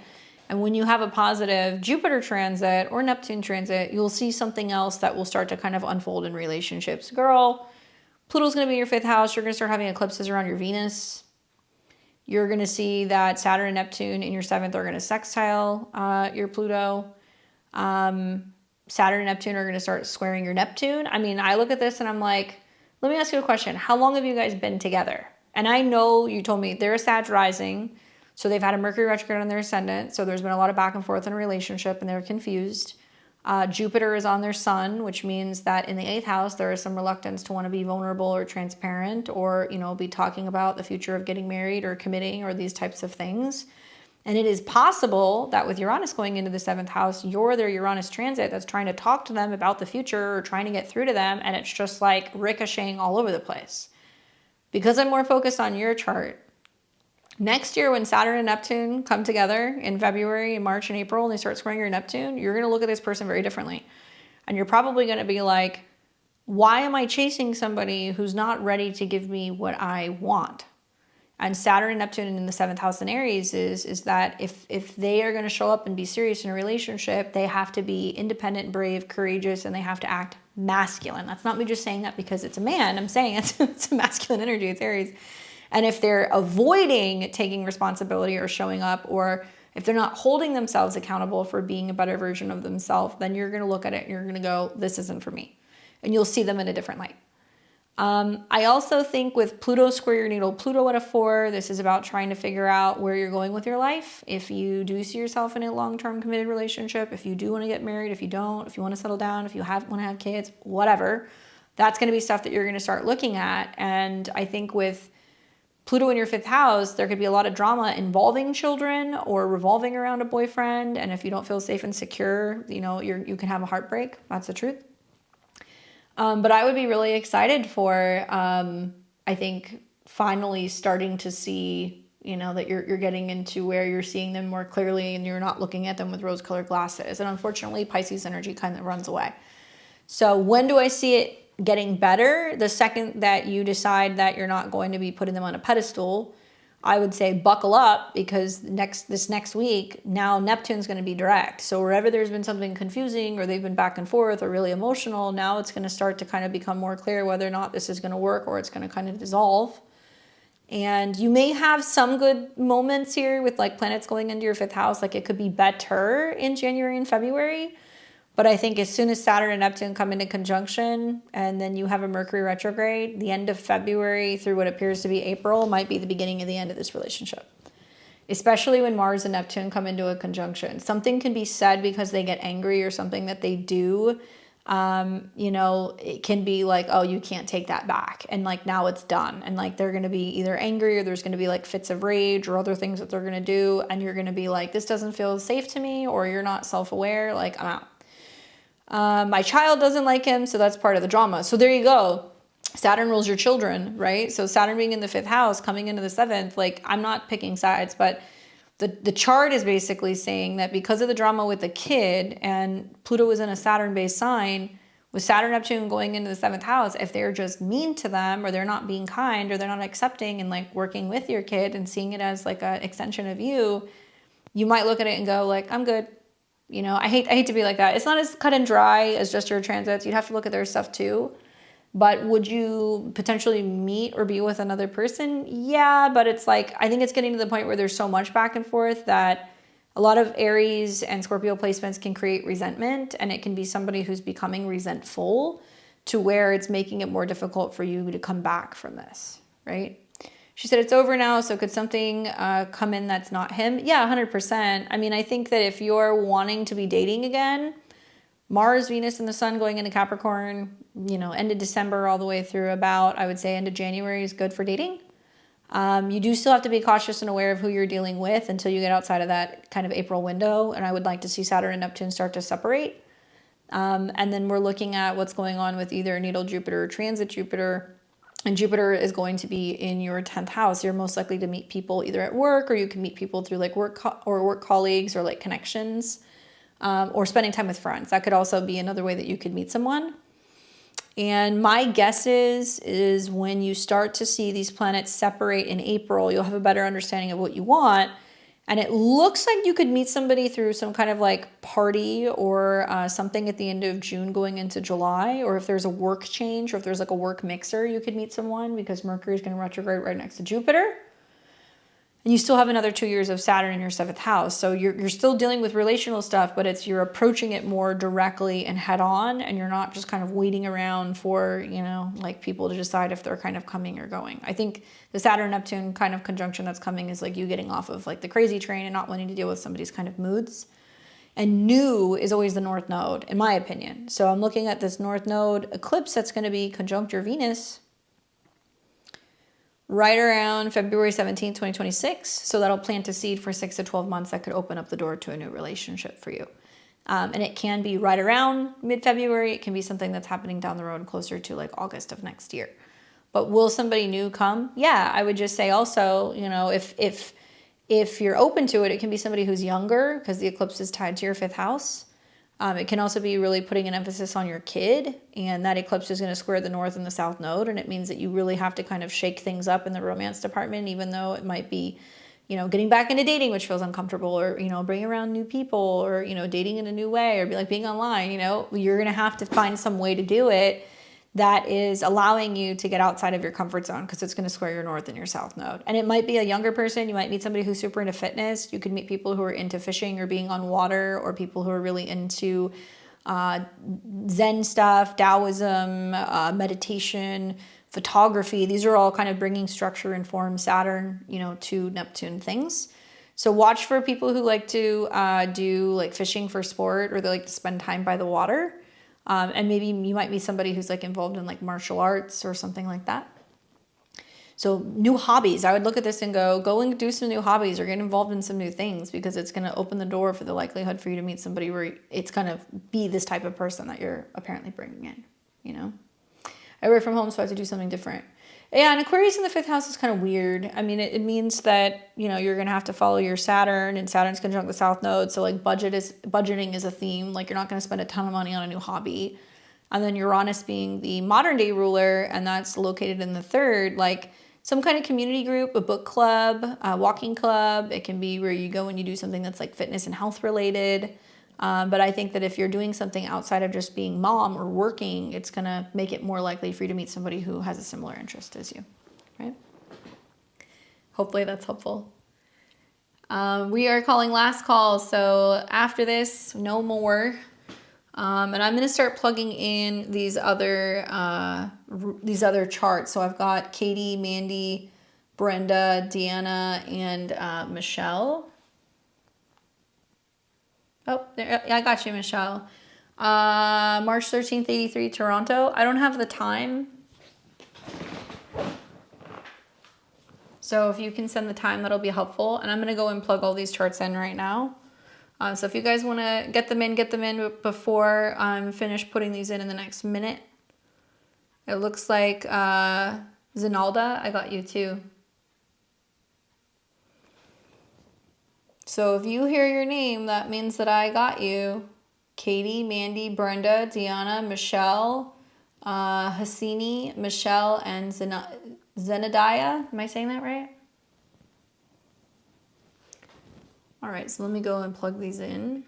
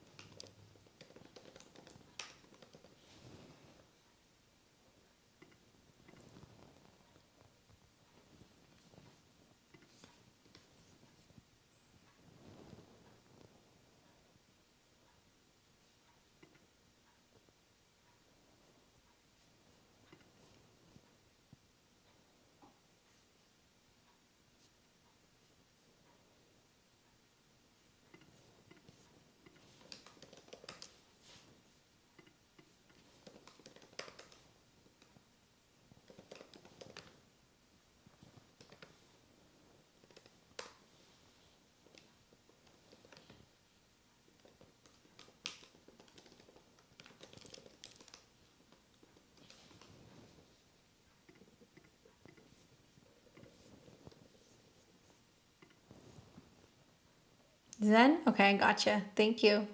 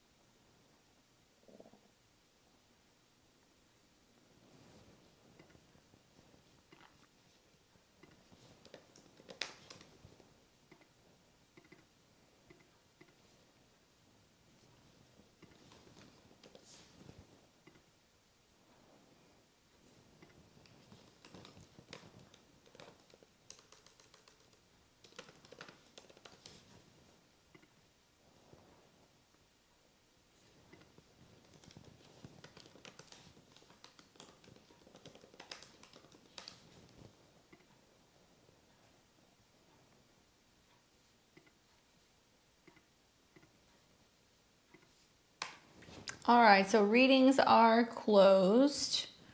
I've got everybody in, so we can start moving down the list now. So we're gonna have Kate, Mandy, and Brenda. You guys are gonna be the first ones. And let's pull up Kate's question. So she is March 4th, 1980, 3:14 a.m. in Hendricks, Minnesota. So you're a Sag rising with your sun in Pisces and your moon in Libra. She says, you did a synastry reading for me in and CA in early October. Will you look at his chart? It's lit up. Wondering when you will be ready. Wondering when he will be ready to step into a relationship. He's deaf in it and it seems overwhelmed by life right now and checked out. So Kate, are you there right now? I just want to confirm the info that you gave me. This is for that person, correct? The March 4th, 1980. Yeah, but this is the right time, right? I know it says Kate, but just want to make sure this is their information, right? Correct, okay. So the reason why this is happening is a number of reasons, all right? There's a number of things going on. Like, we can't just blame Mercury retrograde or like a Mars-Saturn square. There's other things that have to kind of be going on with the chart.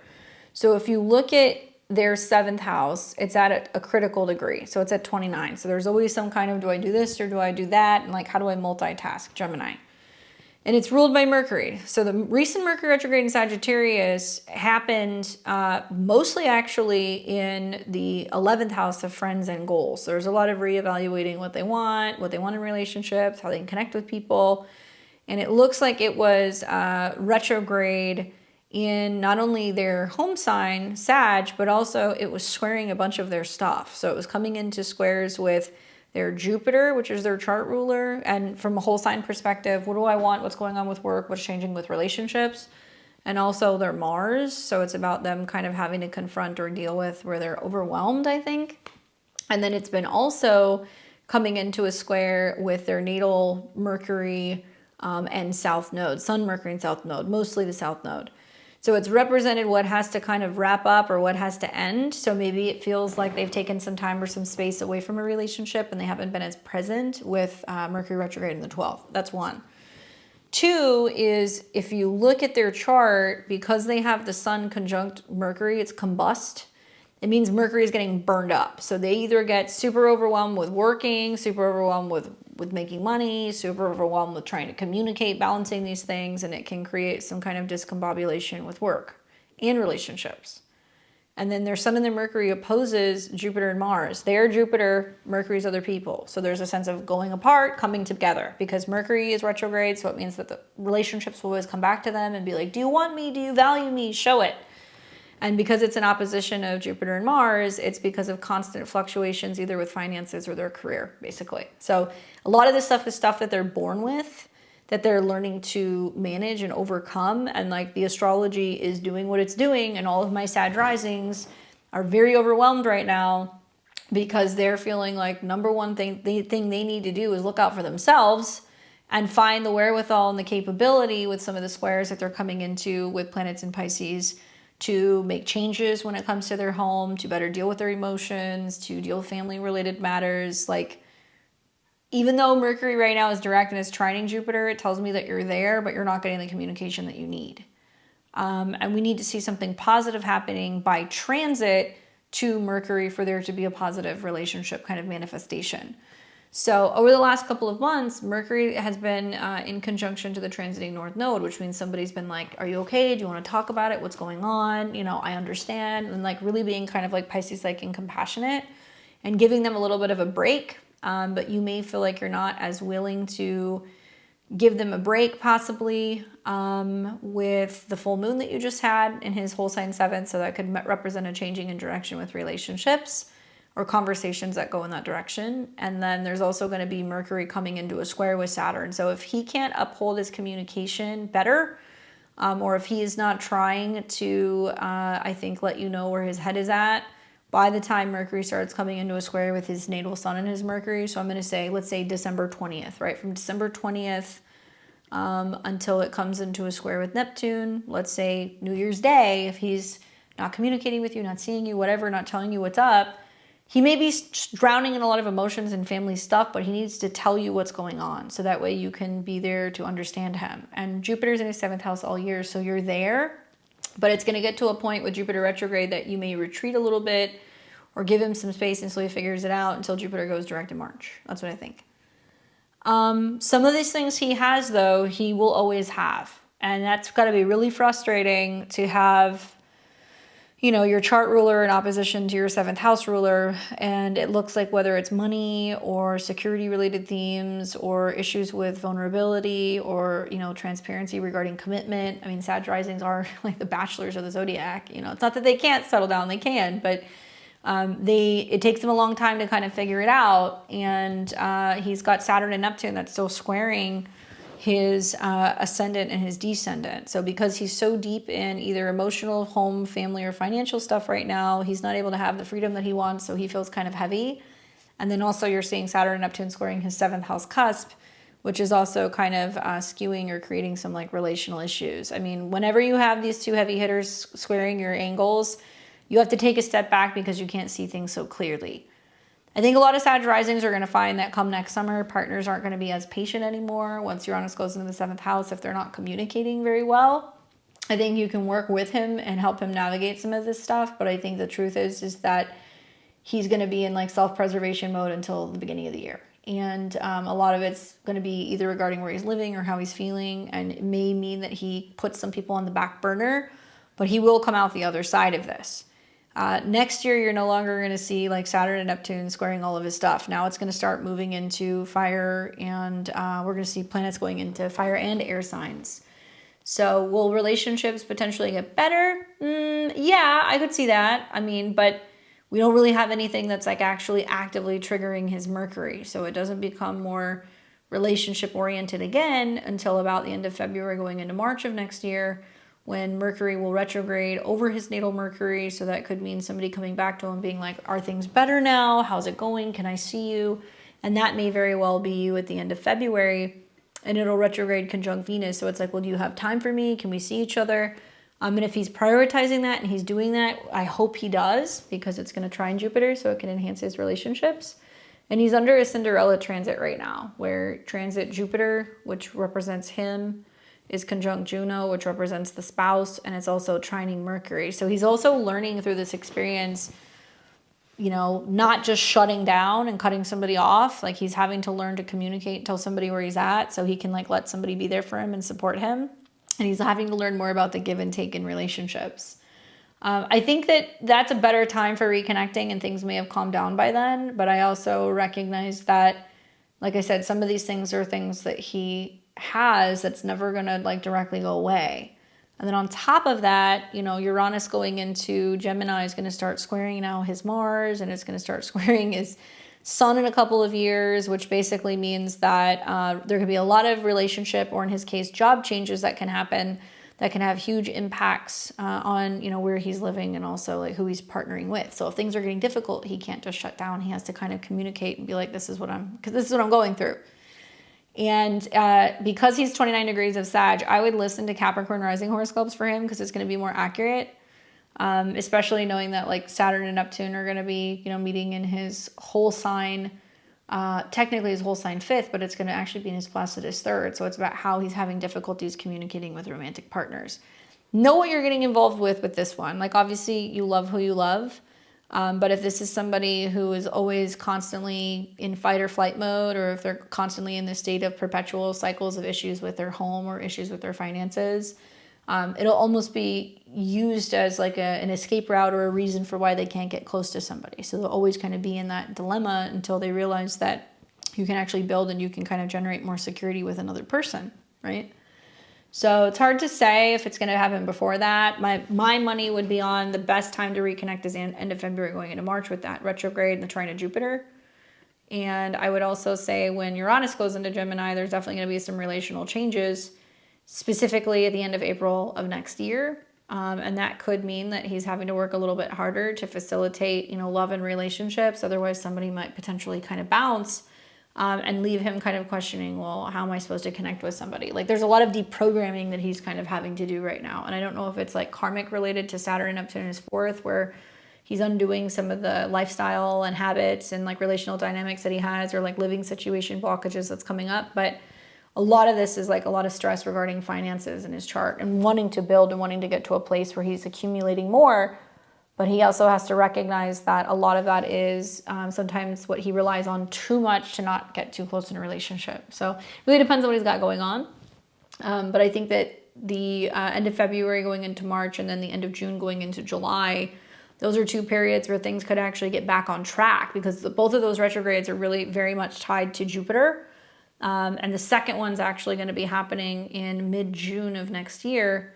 And Jupiter and Mercury are going to come together, and that's going to give him the opportunity to reconnect in a deeper way in a relationship, right? So hopefully that's helpful in giving you info on C. That's what we'll call him, I think, right? CA. Let me know what happens. Those time periods are going to be very, very specific. So give them a little bit of breathing room this week in particular. All right, we've got Mandy. What's up, Mandy? Mandy is July 15th, 95 at 4:15 p.m. in Redwood City. You're welcome. Hi Candace, I'm a survivor. Honestly, this year has been kicking my butt. I wanted to ask about relationships and other general info for the remainder of the year. Anything significant you should look out for? Thanks for your awesome videos. Okay, so I'm going to talk about what's most specific to your chart that I think is important. Wow. So I'm a survivor. Well, yeah, I look at Saturn's been in your 4th house. It's been on your moon. You have had the South Node going through your 10th house of your career, hitting your Chiron and your Mars. And now Jupiter is on your Sun. So like, yeah, you made it. I mean, you have a very, and I think I believe I've said this to you before. You have a very kind of Scorpio signature chart. Scorpio rising, Pluto on the ascendant, Sun in the 8th house. And yeah, that Saturn return looks like it's been brutal because your natal aspects to Saturn are in opposition to Chiron, where there's woundedness or issues coming up with career or identity. Mars conjunct Chiron could put you in a healing field, or like in healthcare or, you know, health sciences or anything regarding around nurturing or caring for people. But it looks like you'll do that to overcompensate some of like the moon Saturn in the 4th house, where you're like, where is home? Where is family? Or like there are some blockages that you have kind of had, or family who have had addiction issues or mental health issues. Thankfully, what doesn't kill you makes you stronger. And Saturn trines your Pluto on your ascendant, so it helps you transform and empower you. So as you've been going through your Saturn return, once you hit 30, 31, okay, I know you're 30 now, but once you hit about 31, that's when the Saturn return effects start to like show you what you learned. And it starts to become like a lot of like the catalyst for change ends up being like your superpower, right? Especially with the trine to Pluto. And Saturn also trines your Sun. So you have what we would call like a kite. And it means that it's going to help you embrace focusing more on healthier habits when it comes to your work or your occupation and taking better care of your emotions. So I hope you're doing those things. Mercury's been retrograde over your ascendant with Jupiter and Pluto. I mean, so that's been a really difficult kind of needing to really reflect on what's not working for you kind of vibe. I would say the most significant thing is that for the next 6 months, Jupiter's sitting on your Sun in the 8th house. So now this is like, okay, I survived. I made it through it. Now I'm assessing kind of like, you know, the damage and what's left. How am I feeling emotionally? What's up with my home zone? What's going on with my heart? What's happening with my family? And now Jupiter can bring you more money, you know, it can bring you a transformation of home, clearing yourself of karmic debts. It can also be helping you clear literal debts in your 8th house. And that will continue on until about summer of next year. So it's going to continue to sit on your Sun, helping you really expand changes in your career, your identity. And it's going to trine Pluto. So you're going to be kind of like reborn. And it's going to trine Saturn. So it's going to help you really take stock in like what ended, but things that needed to end for your emotional security, right? It has, most of my family is estranged. I have the same aspects. I have Saturn in my 4th house and it opposes Chiron in my 10th. So I know what that's like. I'm working on trauma. Yeah, I mean, yes, absolutely. With Jupiter being in your 8th house this year, I think that's a good idea. It really highlights your natal moon in Pisces, which, I mean, anybody who's got Saturn in the 4th feels like the black sheep of the family. There is some inherent feeling of maybe rejection from one of the parents, especially with Saturn in opposition to Chiron. And with Saturn in the same sign as the moon, and the moon that is in a square to Jupiter, really strong emotional reactions as a result of what you have kind of experienced as a kid. And like Pluto in the 1st house, yes, you're experiencing some kind of trauma. But what's interesting is like, and this is just my opinion, I don't know what you do for work, or if you are working, if that's still kind of up in the air, but you have the placement of somebody who's like, oh, I come from a background of experiencing childhood trauma or domestic abuse, or, you know, having endured watching people, you know, go through, you know, drug-related issues or psychological issues. And like, then you start to use that as something that will heavily influence the type of work you end up doing out in the world, right? So like Chiron in the 10th house might feel like throughout its entire life, it's trying to figure out what it's supposed to be when it grows up, and it just can't figure it out. But with Mars conjunct Chiron, you know, sextile your Pluto, sextile your Sun, oppose your Saturn, you can take all of those heavy experiences that you had to kind of deal with in your early childhood development and say, now I'm going to go and be a therapist, or I'm going to be a counselor, I'm going to be a trauma specialist, or I'm going to work in a rehab facility, or I'm going to help people, you know, who are homeless. Like, there's a lot of things you could do with that. I'm not saying you should, but that may be something that you consider. And from whole sign perspective, Jupiter is kind of like hanging out in your ninth house. So it might actually open the door to, you know, teaching, traveling, learning, or like teachers or gurus or mentors that might come in for you in this next year. So I keep my eyes out on that. But yeah, I remember having some of the same feelings after coming out of my Saturn return when I had similar aspects, and I was like, you know, I didn't think I was going to make it, but I did. And then I was like, well, now what? I didn't exactly kind of like plan for this. So like, now what am I supposed to do?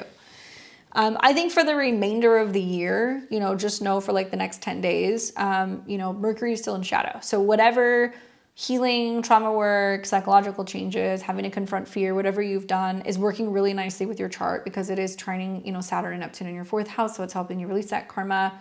It's trining Jupiter in your 8th house, which is great for working with a therapist or a coach or anything psychological so you can heal. There is a lot of emotional blockages that can kind of come up when you have like Moon and Saturn in the same sign. And I think a lot of this is about learning to kind of feel your way into some of those emotions and process them so you're not carrying that over. And that's part of your lesson before Saturn and Neptune, you know, go into Aries, and then you're on to like bigger, better things. I also feel like, you know, with relationships, Uranus is still on your descendant. So that's the other thing. There's a lot of unpredictability or inconsistency with relationships. People can come and go with this aspect. And you're going to see with the opposition to Pluto, it's like people who are kind of like, you know, inconsistent, or they're kind of wigging out as a result of you. And Pluto can be your personal will and your power and how you communicate. So people might not like the fact that you're direct with them or that you're clear about your boundaries, or you might feel like you get triggered by somebody and then you like shut it down. And we need to see something good going on with Venus for there to be a relationship that can come in. Jupiter has hit your Venus. It's going to hit it again.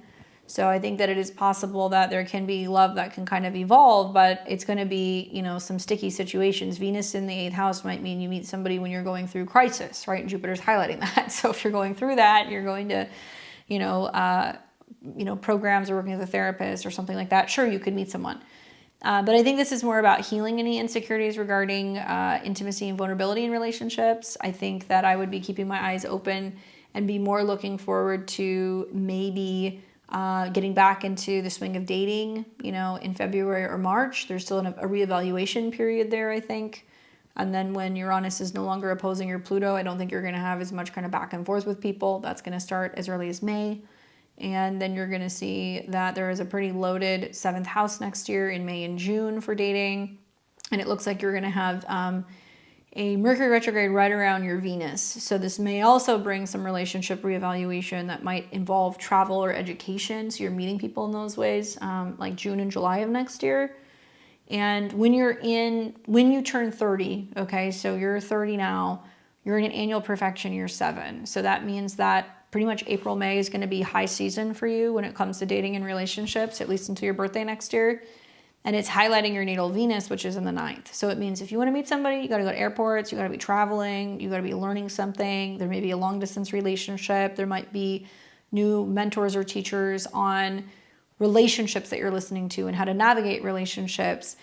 There's a book that I would recommend that's like an amazing book, especially if you come from having like a background with like issues with like family and stuff. It's called Becoming the One. They have it on audio. I listened to the audio of it. It's really good. But I think because you have a similar chart as me, I would say go and read that book. Go and read that book or go and listen to that book. I think you might really appreciate it. You might start to see where some of the patterns that come up in relationships can be very strongly tied to family karma or things revolving around, you know, trauma and stuff that you've experienced as like a kid, and like how to work through that and kind of not see some of the same patterns repeat, and really focusing on the relationship with yourself if you want to kind of break the pattern. But I think that, yeah, you can see, you know, travel, learning, education, all that stuff. All of that is going to positively influence relationships, especially in the spring going into the summer of next year. Okay. Hopefully that's helpful for you, Mandy. Let me know. All right. We've got Brenda and then Deanna and Michelle.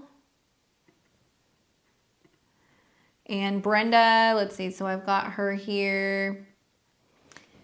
June 30th, 1996 at 2:45 p.m. in McAllen, Texas. Of course, you're welcome. So you're Libra rising and your sun is in Cancer and your moon is in Capricorn. So you were born around the time of a full moon. Look at all that cardinal in your chart. Do you ever sit still? do All right, I've been setting more boundaries. Okay, I haven't you. Okay, you predicted yes. All right, never. I know what that's like.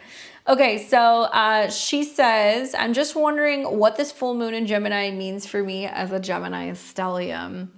All right, so let's look at the full moon, which we just had, although we're still kind of in it. And like, honestly, guys, tomorrow there's still quite a bit of full moon vibes because we're going to see the moon is still in Gemini and it's going to get lit up like a Christmas tree.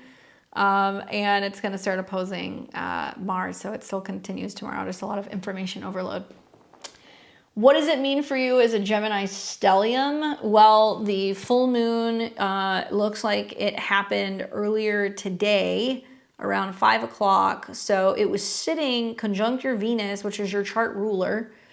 So it does mean big things regarding, you know, let's just say whole sign 9th house topics. So planning a trip, talking to people, you know, far away, completing something that you have been wanting to learn, or a book that you've been reading, or some shift in your belief system or your philosophy, and that reaching the peak. Having a full moon conjunct your chart ruler, I mean, is great for beauty, love, and harmony. But if your Venus is connected to the 8th house Placidus with Mars, it means there's a huge window of opportunity to be communicating and talking about what needs to change or transform. When it comes to your beliefs about joint money, it could bring checks in, it could bring stuff that's getting paid off, it could bring a sexy connection in the 8th house. And it is it is conjunct your Mars, your 7th house Lord. So are you traveling? Do you have to travel? Are you talking to somebody who's further away? You predicted my pregnancy back in March of this year during the Libra full moon. Yeah, I'm not surprised by that. I think a lot of that for you was just tied to what was going to be happening with the eclipses in your 5th house. But a full moon on your Mars and your Venus is more going to be travel related and joint expenses revolving around, you know, paying for that, or education, or stuff connected to changes with insurance. Psychological shifts certainly can happen here too. So, you know, it doesn't mean you have to go somewhere today or tomorrow. You could be planning a trip down the road, but you might start the process of doing that now. It can also mean that there's a lot of conversations and communication going on with family that's at a distance, or trying to figure out who's coming or going where. So if somebody's coming to visit you versus you going and planning a trip and kind of getting everybody in order. And tomorrow that moon will oppose Mars. So there's definitely some tension that can come up with communication and relationships or with siblings, and some scheduling issues. So I don't know if you've seen that, but kind of keep an eye out for that. As a Gemini, though, or I guess you're a Cancer, but having all of this, it's 12th house to your sun. So some unexpected communications that's possibly going to be coming up regarding work, or training at work, or some scheduling changes that might be impacting when you come and go from work, you know. So I don't know when you're due, or if you had your baby or not yet, but I would look at this and go, Saturn and Neptune in your 6th house of health. You're going to see all these squaring that. If you're trying to run around and squeeze in some traveling, you got to make sure you can maintain your health and your appointments and that you're not overdoing it. I think a lot of Libra risings are going to find this month that there's a lot of stuff they need to get done, and they're going to come to crunch time as these planets start squaring in on Saturn and Neptune. And it may get to a point where you can't do certain things. You can't get your work done. You can't walk the dog. You can't get to the gym. You can't pick up groceries. And it's really about you just communicating and being like, hey, I'm going to delegate tasks, or I'm going to have somebody, you know, bring it to me or drop it off or whatever. So you're not running around trying to do everything. And if you are in a job that's communication based, there can definitely be some crunch situations that can be coming up as you're getting into the squares. So probably the one that's going to impact you the most will be Venus square Saturn. But I would watch like when Mars comes into square with Saturn. So that's going to start on the 8th. Communication issues with siblings or relatives or partners. Then you're going to see the sun come into a square with Saturn. So that can be some delays in regards to getting together with friends, or some plans like a party or a celebration that gets kind of squashed around the 16th. And then Venus is going to come into a square with Saturn, and that's going to be happening around the 20th of December. Sagittarius is superior. So all of this is saying, you know, you can learn, you can write, you communicate, you can do everything. But I mean, I'm a Libra rising too. I'm looking at this being like, you know what? Maybe it does make sense to just have, you know, food made for the holidays and like delivered and brought in because of my schedule. That's what I've been thinking about. That's the 6th house stuff. Maybe it does make sense to, you know, communicate and be able to help at a distance, but it's not ideal for traveling or, you know, making some some changes when it comes to like my work schedule. So it's gonna be different for everybody. But Libra risings, they can overcome this by communicating, getting ahead of it, talking to people about issues, letting people know what you need help with, so you're not grinding yourself into the ground and potentially setting yourself up for some ill health when Venus and Saturn square, but also not making promises for things that you can't keep. And I think that's the big one. So that's what I would be focusing on, and enjoy that full moon. Obviously we just had it, but it's still kind of lingering around your Mars and your Venus, so it can be bringing opportunities to be meeting with people or connecting with family that you haven't seen in a while. Hopefully that's helpful for you. Congrats on your pregnancy. All right, so we've got Deanna, Michelle, and then Hassini. Welcome. All right, so we've got Deanna, August 22nd, 1992. So she's a Sag rising, moon in Gemini, sun in Leo. All right, and then we're looking at the other person that you have questions about, who's born January 6, 1991, 4:23 a.m. in the Dominican. She says, we are in no contact in this relationship. We are in no contact. Is this relationship have any potential? We know each other since we were 15. The other first broke up and then came back together this year. There she is. Okay. So basically you're saying we haven't been in contact. Is there potential? We've known each other for 15 years. We broke up and got back together this year. Am I reading that correctly? So you want to know if there's potential here. Well, you guys both have Moon and Mars in Gemini, so you guys are both crazy as all hell in the best ways, but that kind of constant changing of mind, or that kind of mental stimulation and like the passion. Like I like the fact that he's got Moon and Mars, because it can match your kind of intellect, and it sits along your whole sign 7th house. So it's going to feel like emotionally you guys are very similar. I also think that whenever I'm looking at a chart, I have to see what's going on with like Mars and Venus aspects. So having Moon to Mars both ways means the passion is there. You've got that. Now it looks like your Venus is in Virgo, and it looks like his Venus is in Aquarius. So your Venuses don't see each other. Okay, so she said we came back this year in May and we broke up last week. Well, the breakup, I think, just looking at your chart, the breakup stems more from, you know, your 7th house Lord Mercury having gone retrograde on your ascendant, where there could be a lot of, you know, changing directions in relationships and going back and forth and trying to figure out whether or not you guys are on the same page emotionally, and how you communicate with each other. And then it went into your 12th house, so it represents a period of like isolation and alone time. Now your natal Mercury is in Leo, and they've got Jupiter conjunct your Mercury, so that's a good match. And next year you're going to see Jupiter come into conjunction with Mercury again, so relationships can improve. But this is a Sun-Saturn relationship, so it can be kind of feeling like there is something that's difficult or challenging about the dynamic. And I think just the fact that your Venuses don't see each other, you know, Venus does square the moon, Venus does not see his Venus. It squares the nodes in your chart. Okay, so let's flip this around and let's see. They're also a Sag rising. And then they have the 7th house of relationships ruled by Mercury. Mercury's in the 1st house, conjunct Uranus. So they have a little bit more of a say in relationships. With Mercury conjunct Uranus, it means that sometimes they can be like a little bit too stern, or they can be like a little bit too critical, Capricorn, of relationships, and they decide whether or not, you know, they're open for business or not. And a lot of Sag risings just in general have been going through a lot of breakups, or kind of like deciding whether or not something's going to stick. So you're both in the same boat there. My thought is next year, when Saturn goes into Aries in his 4th house, and it starts squaring his Mercury and his Uranus, that, you know, it's going to be a time where he should be ready to settle more down in like a relationship and be more serious and committed. But if like he's not communicating well and he's fighting a lot with a partner, it's not going to be a peaceful kind of environment. So let's look at your guys's composite chart, because I think that's going to be more telling if you're like, is there a point to this? So together you guys have a Sag rising, and your sun is in Scorpio.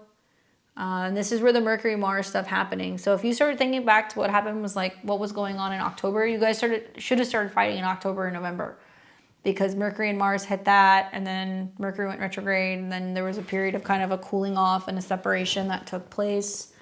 And then it looks like your 7th house is ruled by Mercury, and Chiron is starting to oppose Mercury. So is there this feeling that somebody's all in and the other person isn't, or that somebody's more consumed with work rather than talking about the future and like where you guys are kind of going, and like some home or housing related issues creating some tension in how you're communicating? Because that's the vibe that I get.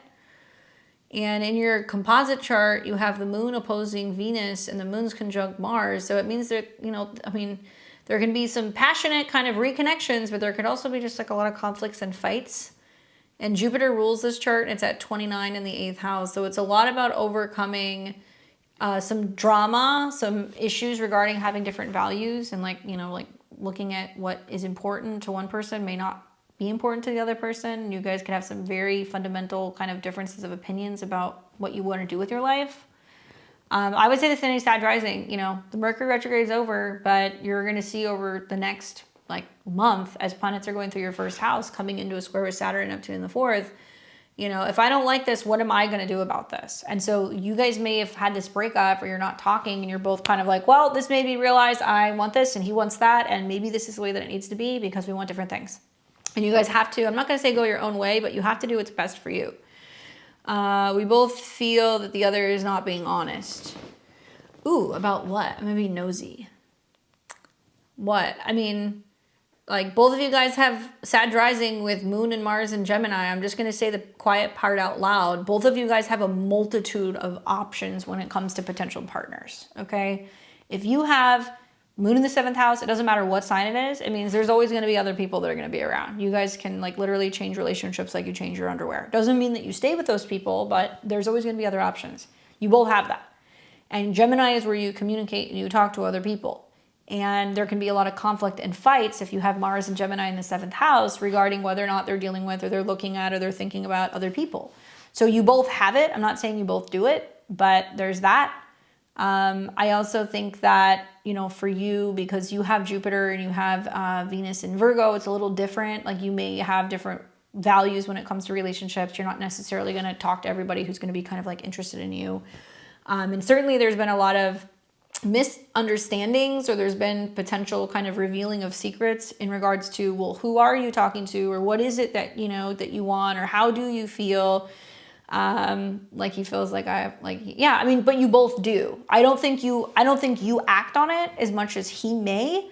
But yeah, if you guys aren't being honest with each other about what's kind of going on in relationship land, you know, there's going to be some issues. And like, Venus is in the 12th house in this chart. So people will get agitated or annoyed because they feel like they're not the center of attention, or that they're kind of withholding affection, or that they're not telling them everything.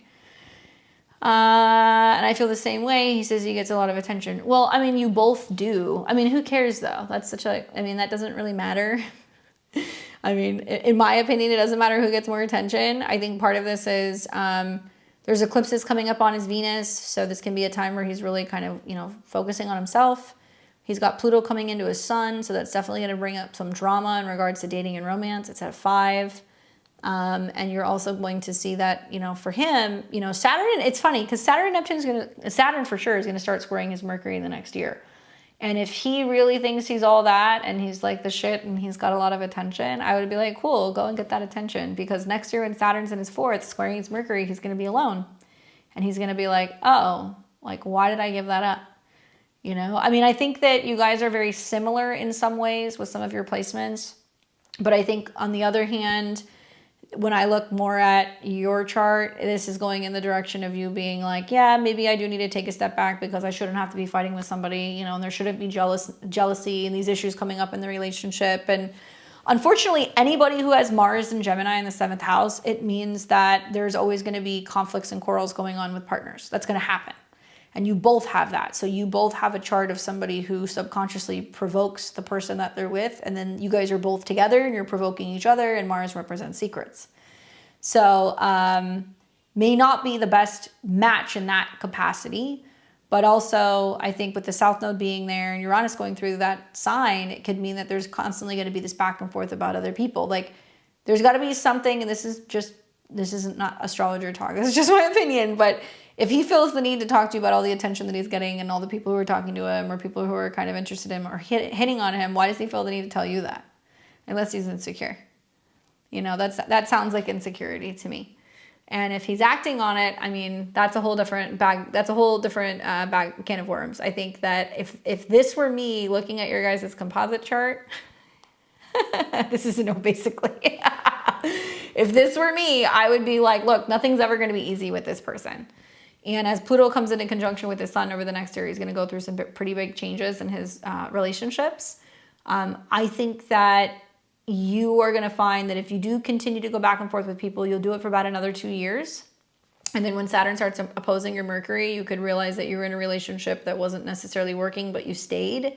And I would tell all of my Sag and Sag risings, knowing that Saturn and Neptune is going into Aries, now is the time to be like, I want to start over. I want to start and do something new when it comes to dating and relationships. And I'm going to be more mindful of kind of guarding my heart. And if you are thinking about serious things like settling down, right? Saturn and Neptune is going into your 4th house, Placidus. So it can mean that you're thinking about wanting to focus on saving to buy a house, or that you're thinking about where you want to live, or if you want to be a mom. That will influence who you ultimately end up dating. But your guys' Sun, Pluto in the 11th house is just drama when it comes to other people and friends. And Venus being in the 12th house, I think, is about a lot of hidden potential, even if nobody's acting on it. And I think the South Node, Jupiter, is very timely that there was like a breakup that has happened, because it can mean that you're finally realizing or recognizing, okay, we don't have to continue these patterns. We can release it and we can let it go. And you're going to see that happen really between now and like March of next year. So there's no guarantee in the relationship department that anything is really going to stick. You guys may come back together in some capacity, but I really feel like with Uranus going into the 7th house, I don't think it's going to be a long-term thing. And I would say if he really feels that confidently about what he has to offer, I would be like, cool, go let him find it. Because as soon as Saturn starts squaring his Mercury, he's going to feel lonely and he's going to be like, oh, because he doesn't have somebody to kind of go back and forth with. And having Jupiter and Venus in Virgo, you know, square the nodes. I mean, this means that you're learning in this lifetime that you can love somebody, but it doesn't mean that you need to fix them or that you need to serve them or that you need to sacrifice for them. I think that's another way that I would look at it. And Mercury also being in your 8th house means that there's always going to be a lot of drama or transformation in relationships right before something or someone new emerges. So I don't think you're going to have an issue finding somebody, but I think it's going to be more about, oh, now what do I do with my time alone? And then Saturn and Neptune going into Aries might mean that, you know, you're taking on new hobbies, you're considering dating somebody new or even somebody younger, and definitely being a little bit more aware of kind of guarding your heart. But you basically met somebody who has so many similar aspects in their chart as you that I don't think you guys are going to get out of that whole Gemini, Moon, Mars kind of triggering each other thing. I think you're going to need somebody who's going to be a little bit more kind of earth or water to kind of diffuse some of that air energy, personally. Difficult stuff. I'm sorry to hear that, but hopefully you realize something during the retrograde that you're like, hey, I want to get off the ride, you know? All right, I have Michelle and then Hassini.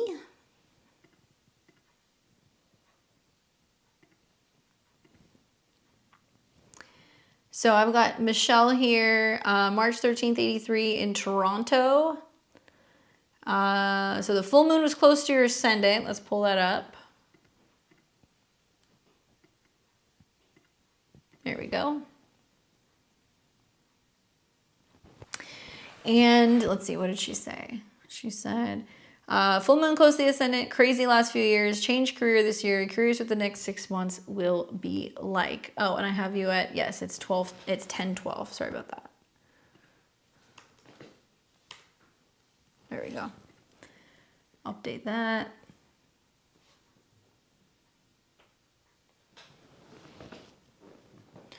So my thought is looking at this full moon, it's interesting because not only was it a lot for your chart, because you've got Mercury in Pisces, and it was on your ascendant, so all of your angles kind of got lit up, but this was a full moon that squared the nodes. And a Gemini full moon already is a lot of having to talk through things, Now the Mercury retrograde's over, so, you know, where Mercury has been retrograding in your 6th and 7th house, your health, your schedule, your routine, your relationships, and like what has or has not been working in relationships. The full moon continues tomorrow. So when the moon crosses your ascendant and opposes Mars, watch for more kind of relational dilemmas and how you're kind of connecting with people, either socially or romantically. That can kind of get pushed a little bit. But the moon on the ascendant is telling you to listen to your intention, listen to your intuition, focus on your values, and invest in yourself. Where to the north and south node is about navigating getting out of past home or family kind of dilemmas or changes with your home or your emotions, and stepping more into feeling like you can be an authority figure at work. You're welcome, Dana. And feeling like you can make some decisions regarding your career more intuitively, and like you're coming into boss mode. I mean, Saturn's leaving Pisces, Neptune's leaving Pisces, the North Node's on your Mercury. I mean, this is the time for you to shine and feel like, yes, there's a lot, but I can handle it, and feeling more confident when it comes to communicating and asserting yourself professionally. And then the moon is also going to receive a conjunction to the North Node pretty soon after that, in the next, couple of months, which could be making more money, getting into a better position, falling into a career that feels like emotionally kind of in alignment. I mean, there's some really good things that are going to start to kind of come from that Saturn and North Node transit. But yeah, I mean, anything in particular that happened for you, I kind of feel like the moon crossing your ascendant is about some emotions coming up and you kind of feeling emotionally overwhelmed, and then kind of questioning like, am I taking on too much, and who's here for me? And a continuation of like the Mercury retrograde shadow that's kind of finishing up in the 6th and the 7th house. Definitely good for like money changes, work changes, career changes. Looks like it's been a little bit more difficult in the relationship department. She says change of jobs in August and a lot of work. Yeah. So, I mean, one thing that I've said to a lot of my Gemini risings is pay attention to who kind of shows up for you over the next month. And those are the squares between the North and the South Node of all these planets moving through your 7th. So the 7th can be your astrologer, your therapist. The 7th is sales. Okay, so if you're in a sales position, or if you're marketing, or if you're promoting things, or if you are working with clients, you can see a real surge in having to work with people, and like, be thankful for how much work you have on your plate, because there's a lot of people who don't have it right now. And you might have to be feeling like you're having to kind of kowtow or focus on really kind of nurturing or kind of babying certain romantic or professional relationships in your life. So that way you're bringing in the bacon, because Jupiter is influencing all this Sag, and it's in your 2nd house of money. So it's like you going like, yeah, work is great, it's busy, I'm making money, but like I'm overwhelmed. So this was your moment to kind of realize like, am I taking on too much? And am I working to the point where I'm not doing my Mercury in the 6th house things? Am I not making time, for my physical health, my mental health? Am I working out? Am I staying organized? Am I getting my odds and ends done? It is highlighting that there is still a need for you to kind of focus on routine, so you're not getting kind of lost or swept up in everything that's happening with work. Babysitting. It is though, because Venus is there, Jupiter is there. So there's definitely a lot of like having to baby people and making sure that they're happy and that they're like pacified in a way so they're not complaining. And like it can be good for you financially, but it can feel like just an insane amount of work. I think that to some extent you will still have some of these things every time the moon is going through a mutable sign, at least between now and March. So I would be watching when the moon goes through Gemini. That's definitely going to kind of bring up a lot of emotions. I'd be watching the moon goes through Virgo. That's when you're going to feel the tension of needing to kind of either rest or be more focused on what's going on emotionally or at home. And then when stuff goes through Sagittarius, it's going to be pressing on you to really focus on mediation, diplomacy, working with other people, tending to your clients, tending to your relationships, and feeling like kind of the karmic burden and responsibility of Saturn. But the beauty is in 1 month's time, you're kind of coming out of that. We don't have a bunch of planets in Sag. Yeah, you can still watch the moon squaring Saturn and Neptune. And then we'll get into February, and then Saturn and Neptune are going to leave Pisces, and it leaves you with the North Node conjunct Mercury in your moon, which is arguably great. It's the once in an 18, 19 year transit where you're like, I'm at the top, I've been performing well, things are going very well, you can get recognition, you can get raises, you can get promotions. One last Mercury retrograde in the spring, end of February into March in your 10th house, and then that's going to be, I think, a realization that you're either going to stay where you want to stay and continue to move up, or there can be some job change stuff that can happen there as well. What do you think about Saturn, Neptune changing signs for me? I think that it's going to be so much better, because it's going to start coming into sextiles and trines with anything that's air or fire. The only hang up is that Saturn and Neptune are going to square your north and your south node. So if you've got the north node in the first house of self, the south node in the seventh house of others, Saturn and Neptune meeting in your 11th means that in order for you to bridge the gap from just being purely focused on clients, south node in Capricorn, or relationships, and being more in tune with yourself, north node in Cancer, you're going to have to get active, Aries, in your 11th house of friends and goals. So it's going to be things like, yeah, not just prioritizing dating or work. It's going to be, I'm hanging out with my friends, or I'm going to a fitness class, or I'm going to be joining a new group or an association, or I'm going to be networking. I think the Saturn and Neptune square is going to be a lot because you have it at 0 degrees Cancer and Capricorn. Then you're also going to see Saturn coming into conjunction with Mars, which is kind of saying a lot of the same things. There is some karma revolving around, relationship with friends and having to work hard and maybe, overcoming some challenges or some issues where you have a difference of opinion with groups or people at work, but it is what it is. And that Saturn-Mars transit definitely teaches you to feel like you have to stand up for yourself. And I think it might mean that you're doing a lot more work where you're kind of maybe working with groups at work, or you're overseeing group projects, or you're having to give presentations. I think I would also really just focus on making sure I have good friends around me that are going to be influencing me, and they're going to make me feel inspired, and they're going to be helping me become the best version of myself. Even if that means you have to make new friends, or you have to do some kind of like networking, or you have to go and join some groups on your own, you're going to see the importance of working with other people and the benefit that that will bring you, because it's going to start to activate your Mars. So certain friendships will fall off, other ones will get tested, then there will be new people who will enter in, and I think you're going to be dealing with that pretty much February through the rest of 2026. Planets squaring the nodes is a big deal. So as if you already didn't get enough with Saturn and everything kind of in Pisces, now you have one more kind of swing, Hopefully that's helpful, but it's way better than having had Saturn and Neptune in Pisces. This is going to be a totally different ballgame. It's going to try and start sextiling a bunch of stuff. All right, so we've got Hassini, and then we've got Zen. You're welcome. All right, so we have got Hassini, who's back asking questions about work. They say, in June you said I didn't find a job after the eclipse in September. I'm still struggling to find one. I had a promising interview last month, but they ghosted me, and I will not graduate law school until 2027.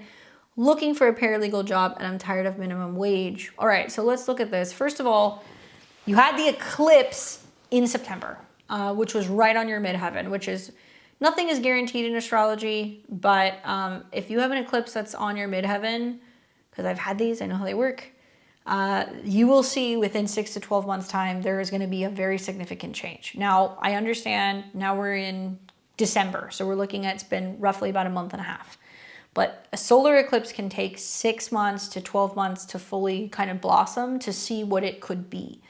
So one thing that you want to be watching for is when that solar eclipse becomes a lunar eclipse, and this will be the full moon, the conclusion that'll be happening, which is around March 3rd, 2026. So you'll hear as a Sag rising, okay, Sag, you have a full moon in your 10th house. Something is changing at work. If you haven't been working, you'll go back to work. If you are working, you may change jobs. And you can be feeling that from the end of February to the beginning of March, okay? And then 2, the next month, you will also have a full moon, which will be in Libra, which is technically still in your 10th house. So this is me saying that can extend a little bit until April. But I think the solar eclipse was really kind of highlighting for you where you were like, I need to be getting back into work. I don't want to be home anymore. I'm kind of over this. I want to do something that's like new. And like, I can see it in your chart, like all the frustration that's coming up with this and like wanting to make money. Money is a big deal because Pluto's in your 2nd house and you really want a pretty dramatic change, and you're trying to overcome fears of like scarcity mindset because Pluto rules your 12th. And it's sitting on Uranus. And Uranus is obviously going to rule anything regarding education and the mind. And Pluto is also moving into conjunction with the moon for like the next year and a half. So that's a lot of changes in regards to what you're spending on your living expenses, your joint income, savings. And that's definitely going to be bringing up some back and forth stuff, 2027, 2028 with, okay, now I'm finishing school, now I'm paying off my debt. But one thing at a time.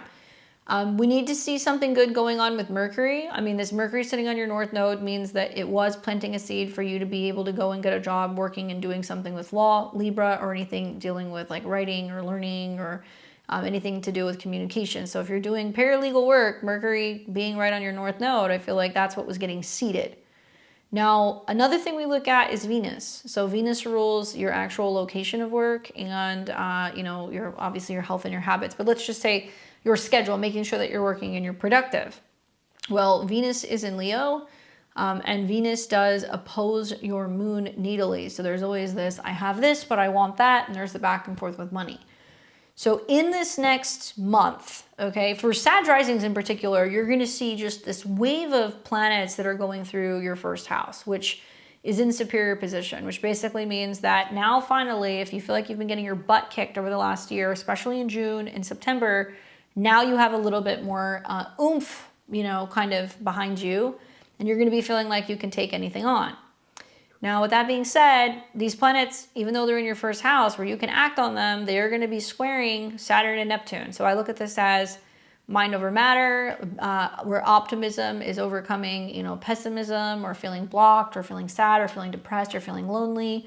It could also quite literally push you out of the house where you're like, I'm having to get out of the house. I don't want to be staying there kind of cooped up anymore. I want to be going out, doing things, meeting with people. And there can be some heavy emotions that you're kind of combating. So keep moving, because depression hates a moving target. You have to keep moving and be active and have a morning routine with these transits, especially in December.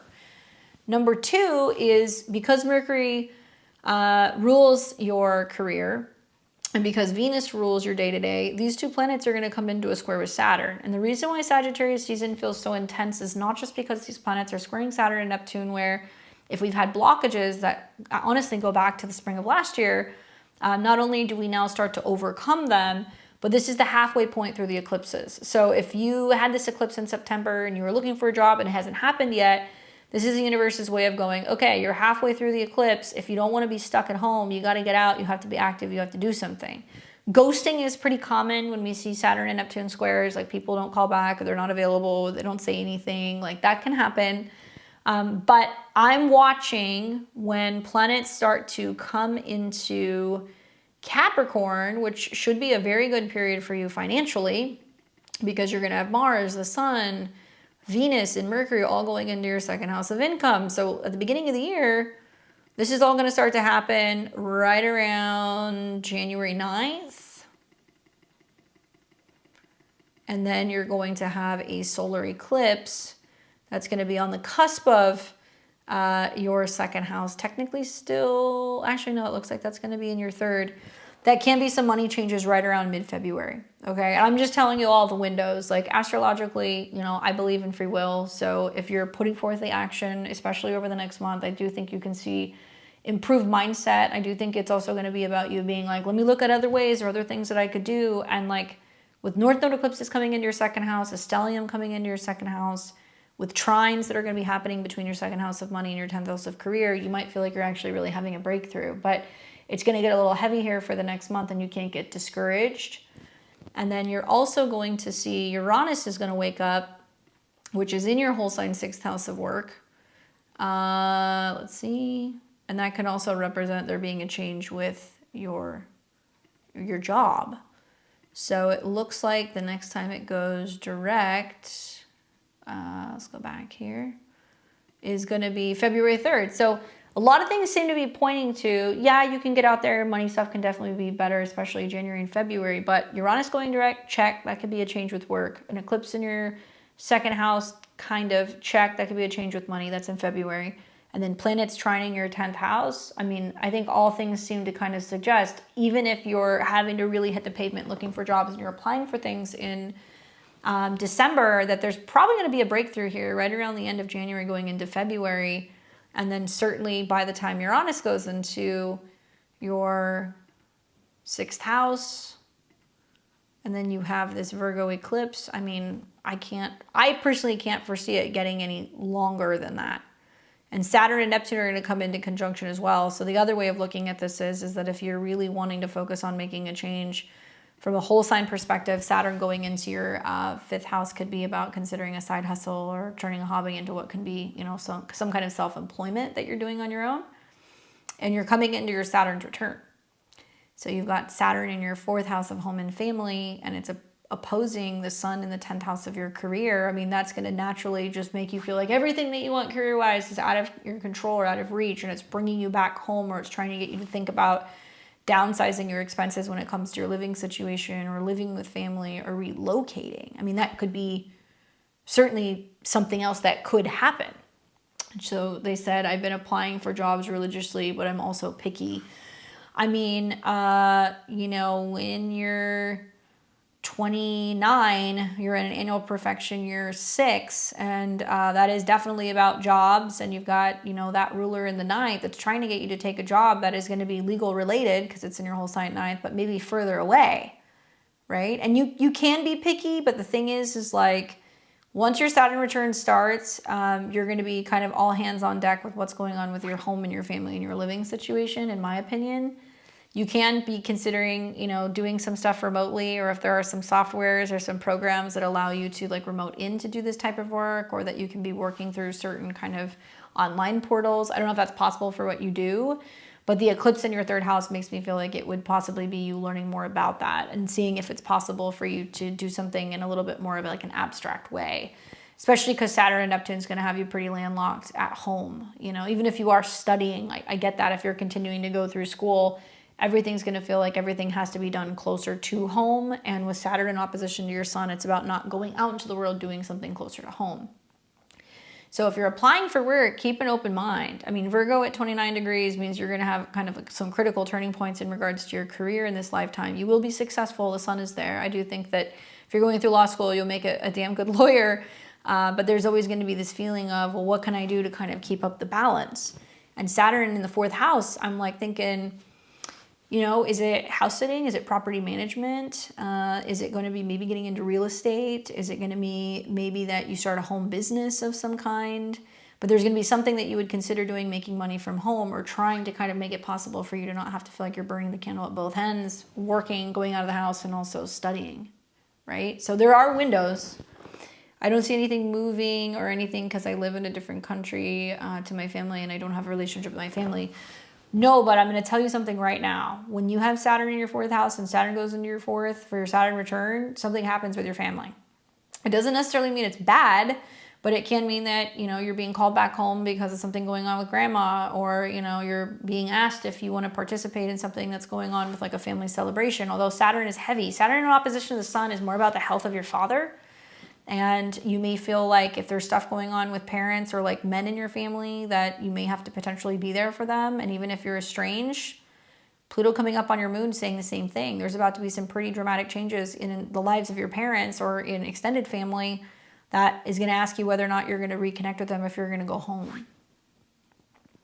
My recent interview was at a paralegal union and I really wanted it. I mean, I think that there is much more likelihood for you to get a job and make more money in January going into February. So if you did not get that job, I feel like Saturn and Neptune coming into, you know, the square with Mars is about you being like, that didn't work, next, and like knowing that whatever didn't pan out, something better is going to come. But I don't really think it's going to yield a lot of results for you until you're getting kind of closer to February and March of next year. But I would still keep looking.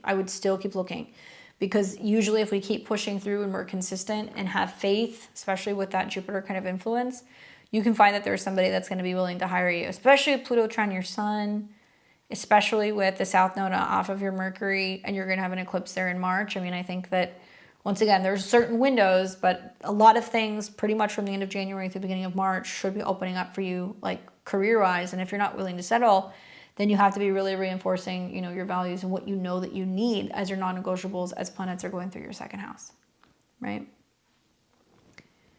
Hopefully that's helpful for you. Good luck, especially with all of this. You've got some big money transits coming up in the next like 3 months, so I think that can be a breakthrough and finally working. All right, so we've got Zen. Scorpio rising, sun in Virgo, moon in Leo. Looks like she's 9/15/1990 at 11:43 a.m. in Sacramento. And she says, applied to a doctorate program that would start in September if I get accepted. Does it look like I could be? I feel like with your chart, there's a couple things that are working in your favor, and then there's a couple things that make me kind of question if you're going to have to pack up and if you're going to have to potentially move and relocate for this program, which may not, it's not the end of the world, but I'm seeing your chart ruler Pluto going through the third house of education and movement. It's approaching a conjunction to the North Node, where you may dramatically transform your home because it's opposing Jupiter, which represents your career and education that you're getting further away. And that could be a good change. There's going to be some sextiles and some trines there. So there's 3-ish things that make me feel like you're going to get accepted. One is Jupiter is technically in your whole sign 9th house and it's exalted, which means it is expanding the likelihood of you being able to get a higher degree and get accepted, especially because it's trining your ascendant. And it looks like you've been thinking about it a lot over the last month with the Mercury retrograde. You're like, what's going to happen? Where am I going to move? Am I going to get accepted? And also because Jupiter is trining Saturn in your 4th house, which is a lot of the same thing. There has been some delays with some decisions in regards to education, but it's going to help you have a firmer kind of a clearer idea of where you're going and where it might be impacting your home or your family life. But these are all trining each other. So that's one. Number 2 is the moon rules your 9th house of education. And we see that in this next year, Saturn is coming into a trine with your moon. So if you are focusing on education and moving, it'll allow you to also improve your standings in your career through getting a higher degree. 3. And then next year, you're going to have your Jupiter return. So it does talk a lot about being able to expand and going into a direction where you're loving what you're learning. That return looks like it's going to start right around the end of July, beginning of August. So you're preparing for that. And then you are going to see shortly after that, Mars is going to go through your whole sign 9th house of education. And Jupiter expanding your education zone is also going to trine Saturn. So it's about maybe scaling back on working or having a change to your schedule because you're going to be going to school probably full time. So I don't think you're going to be working, or if you will, it'll be very minimal. But all of those things seem to point to, yes, that's more or less the direction of where things are going. Now, in the off chance that it's not that you're getting in the fall, I have to put this out there. And they say to you, well, you know, we'll let you know, or it's going to be a little bit longer, or what's going to happen. Mars, your planetary ruler, will go retrograde in the spring of 2027. So you're going to see, you know, January, February, March. Mars is retrograde in your 9th house, conjunct the South Node, which means you are going back to school in the spring.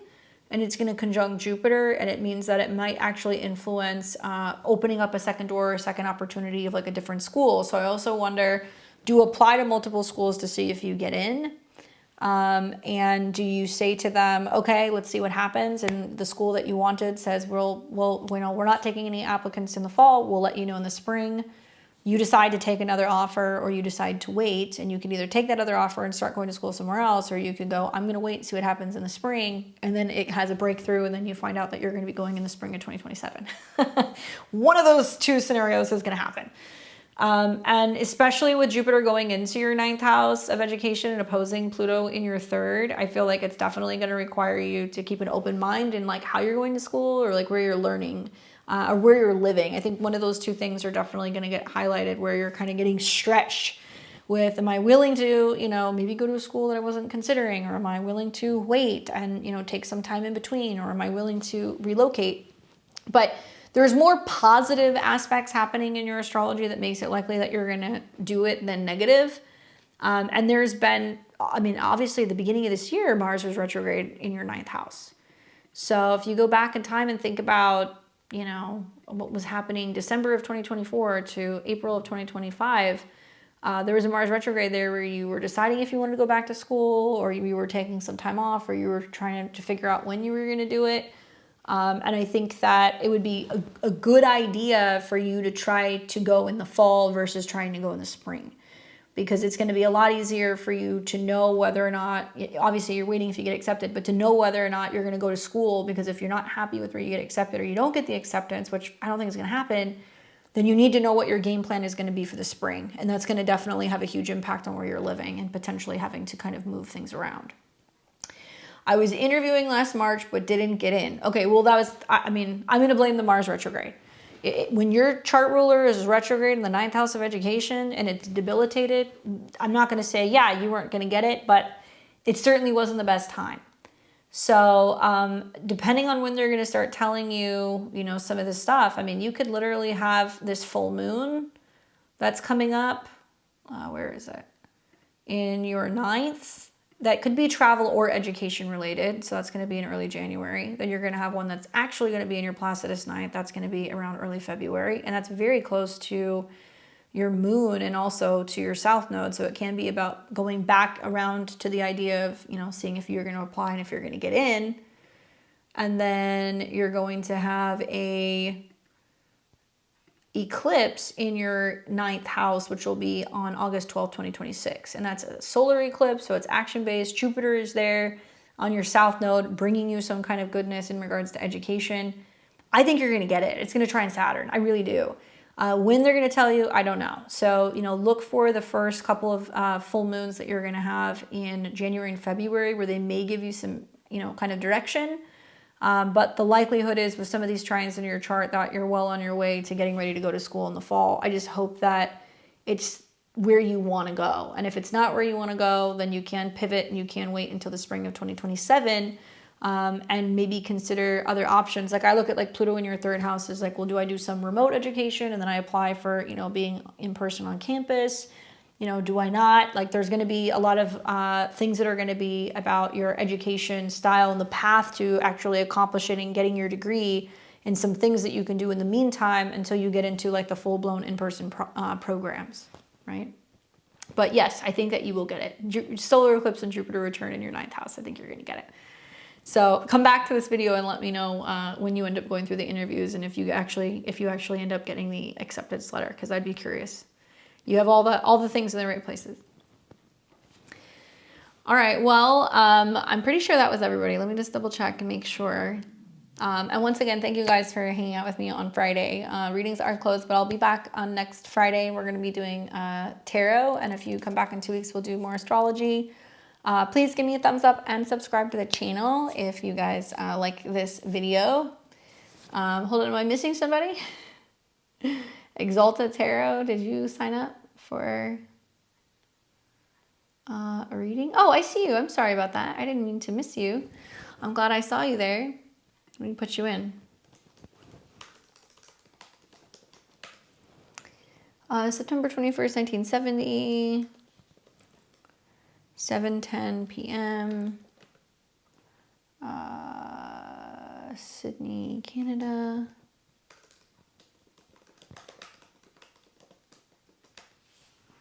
There we go, British Columbia. There we go. Well, I've got you here. So Pisces rising. Oh, you need it too. Look at your chart with Saturn and Neptune. Pisces rising with Sun in Virgo and your moon in Gemini. Holy mutable square, girl. All right, let's see what she says. So did you send me your question outside of that? There we go. Oopsies. I see you. I sent it. Well, I see the super chat and it just says your birth information and then it says, hi, Candace. So did you have a particular topic or question you wanted me to look at? Thanks, Zen. Definitely let me know.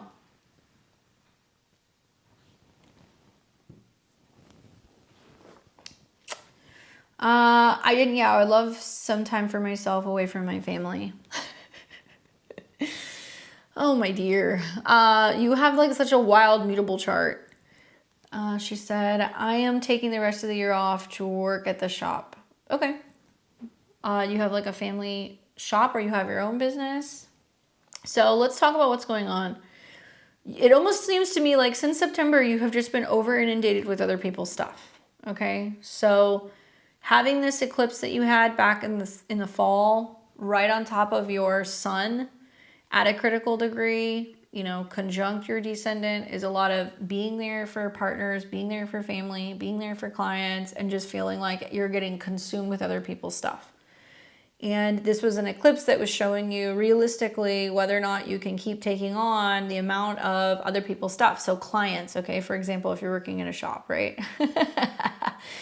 just getting slammed with that eclipse energy. And so now you're coming into the midway point of this, where all these planets are going through Sag right now. And it's creating, I mean, an insane mutable cross in your chart. Because look, 29 Pisces, 29 Virgo, 25 Gemini.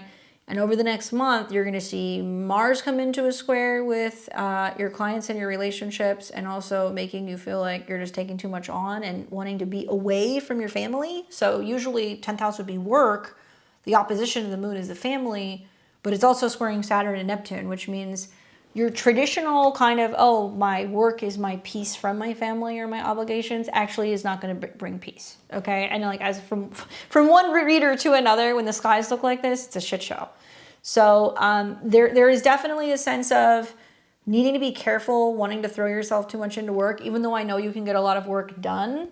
I worry about all of the squares to Saturn and Neptune, where it's going to bring up exhaustion, and it's also going to not make you feel so hot. You could be feeling under the weather. You can just be feeling like your brain is kind of scrambled. So you can get work done. This isn't me saying don't work, but this is me saying don't overdo it. And maybe it's not just about clients, work, family. Saturn and Neptune is screaming, what about me? And it's at the critical degree, which means you could literally feel like emotionally you're drowning, or you're just like wanting to hide out in your car, or looking for a place where nobody's going to be able to get a hold of you, and you want to put your phone on airplane mode. So this is where things that you have been afraid of dealing with, I think, really since like the spring of last year, where there maybe has been a lack of boundaries, maybe there has been an energy drain. This is also about your metaphysical and your kind of spiritual kind of upkeep, as silly as it sounds. Like, if I had a chart like this, first of all, I would be dealing with everybody at a distance. I would not be seeing clients in person, because I feel like with the transits of Saturn and Neptune last year and this year, it's very detrimental to your health and also your mental health. I would also be probably putting together a spray bottle that's got some distilled water, some Florida water, some crystals, some sea salt, some essential oils, and I would be spraying that all over my auric field, because that means that you're absorbing stuff from other people, and it can be having a negative impact on your ability to think clearly for yourself. Yeah, so much of this, and yes, not silly. Yeah, no, I can't imagine, because you have been getting hit with all of the 29s. I'm going to tell you right now, the days that things are going to be the most crazy are when the planets are approaching 29 degrees. So I want you to make a note of these.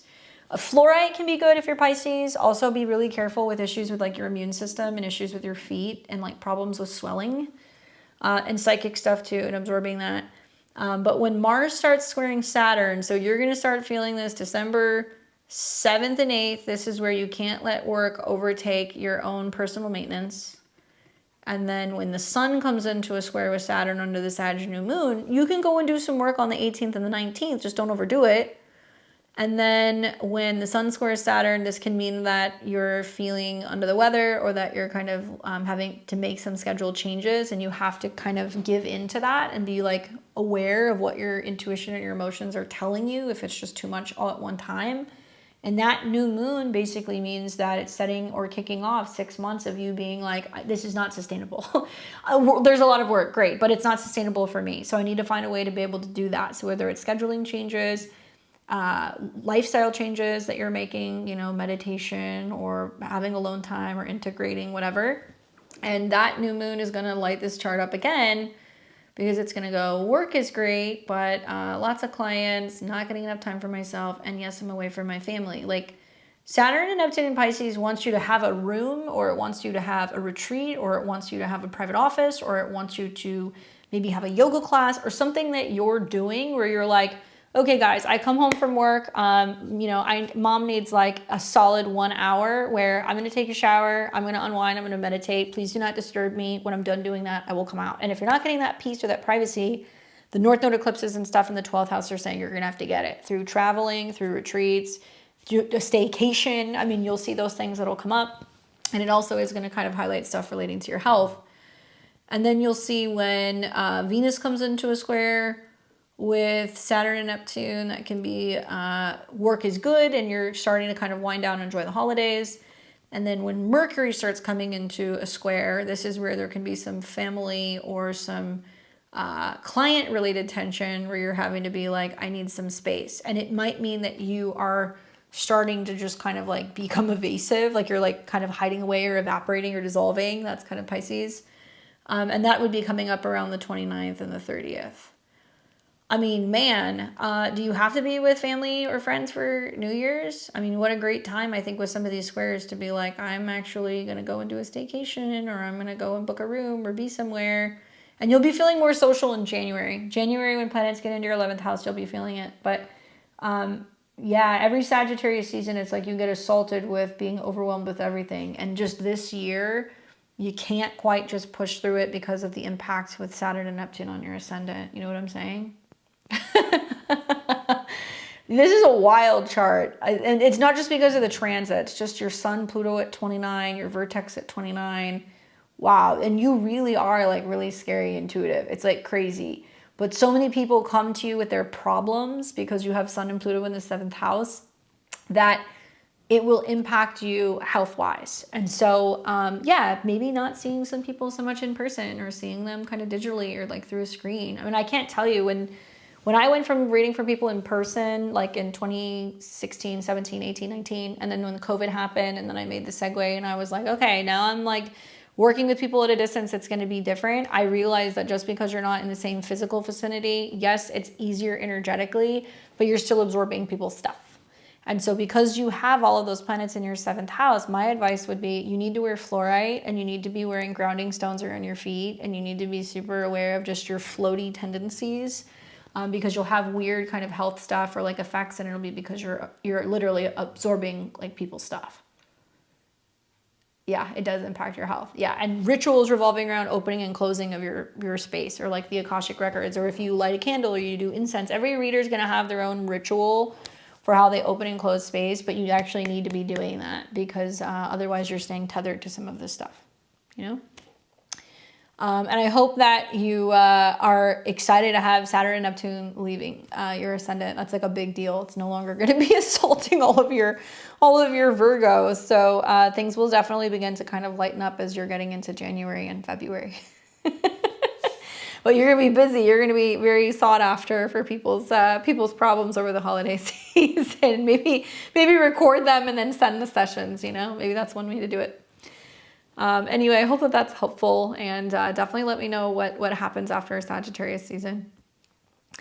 All right, guys. Well, that's it for me. So thank you for watching. It's always fun to do these on Friday nights. I'll catch you guys back here next week. Don't forget to subscribe to the channel. Make sure you click the bell button. I'm here on Tuesdays, Thursdays, Fridays, and Sundays.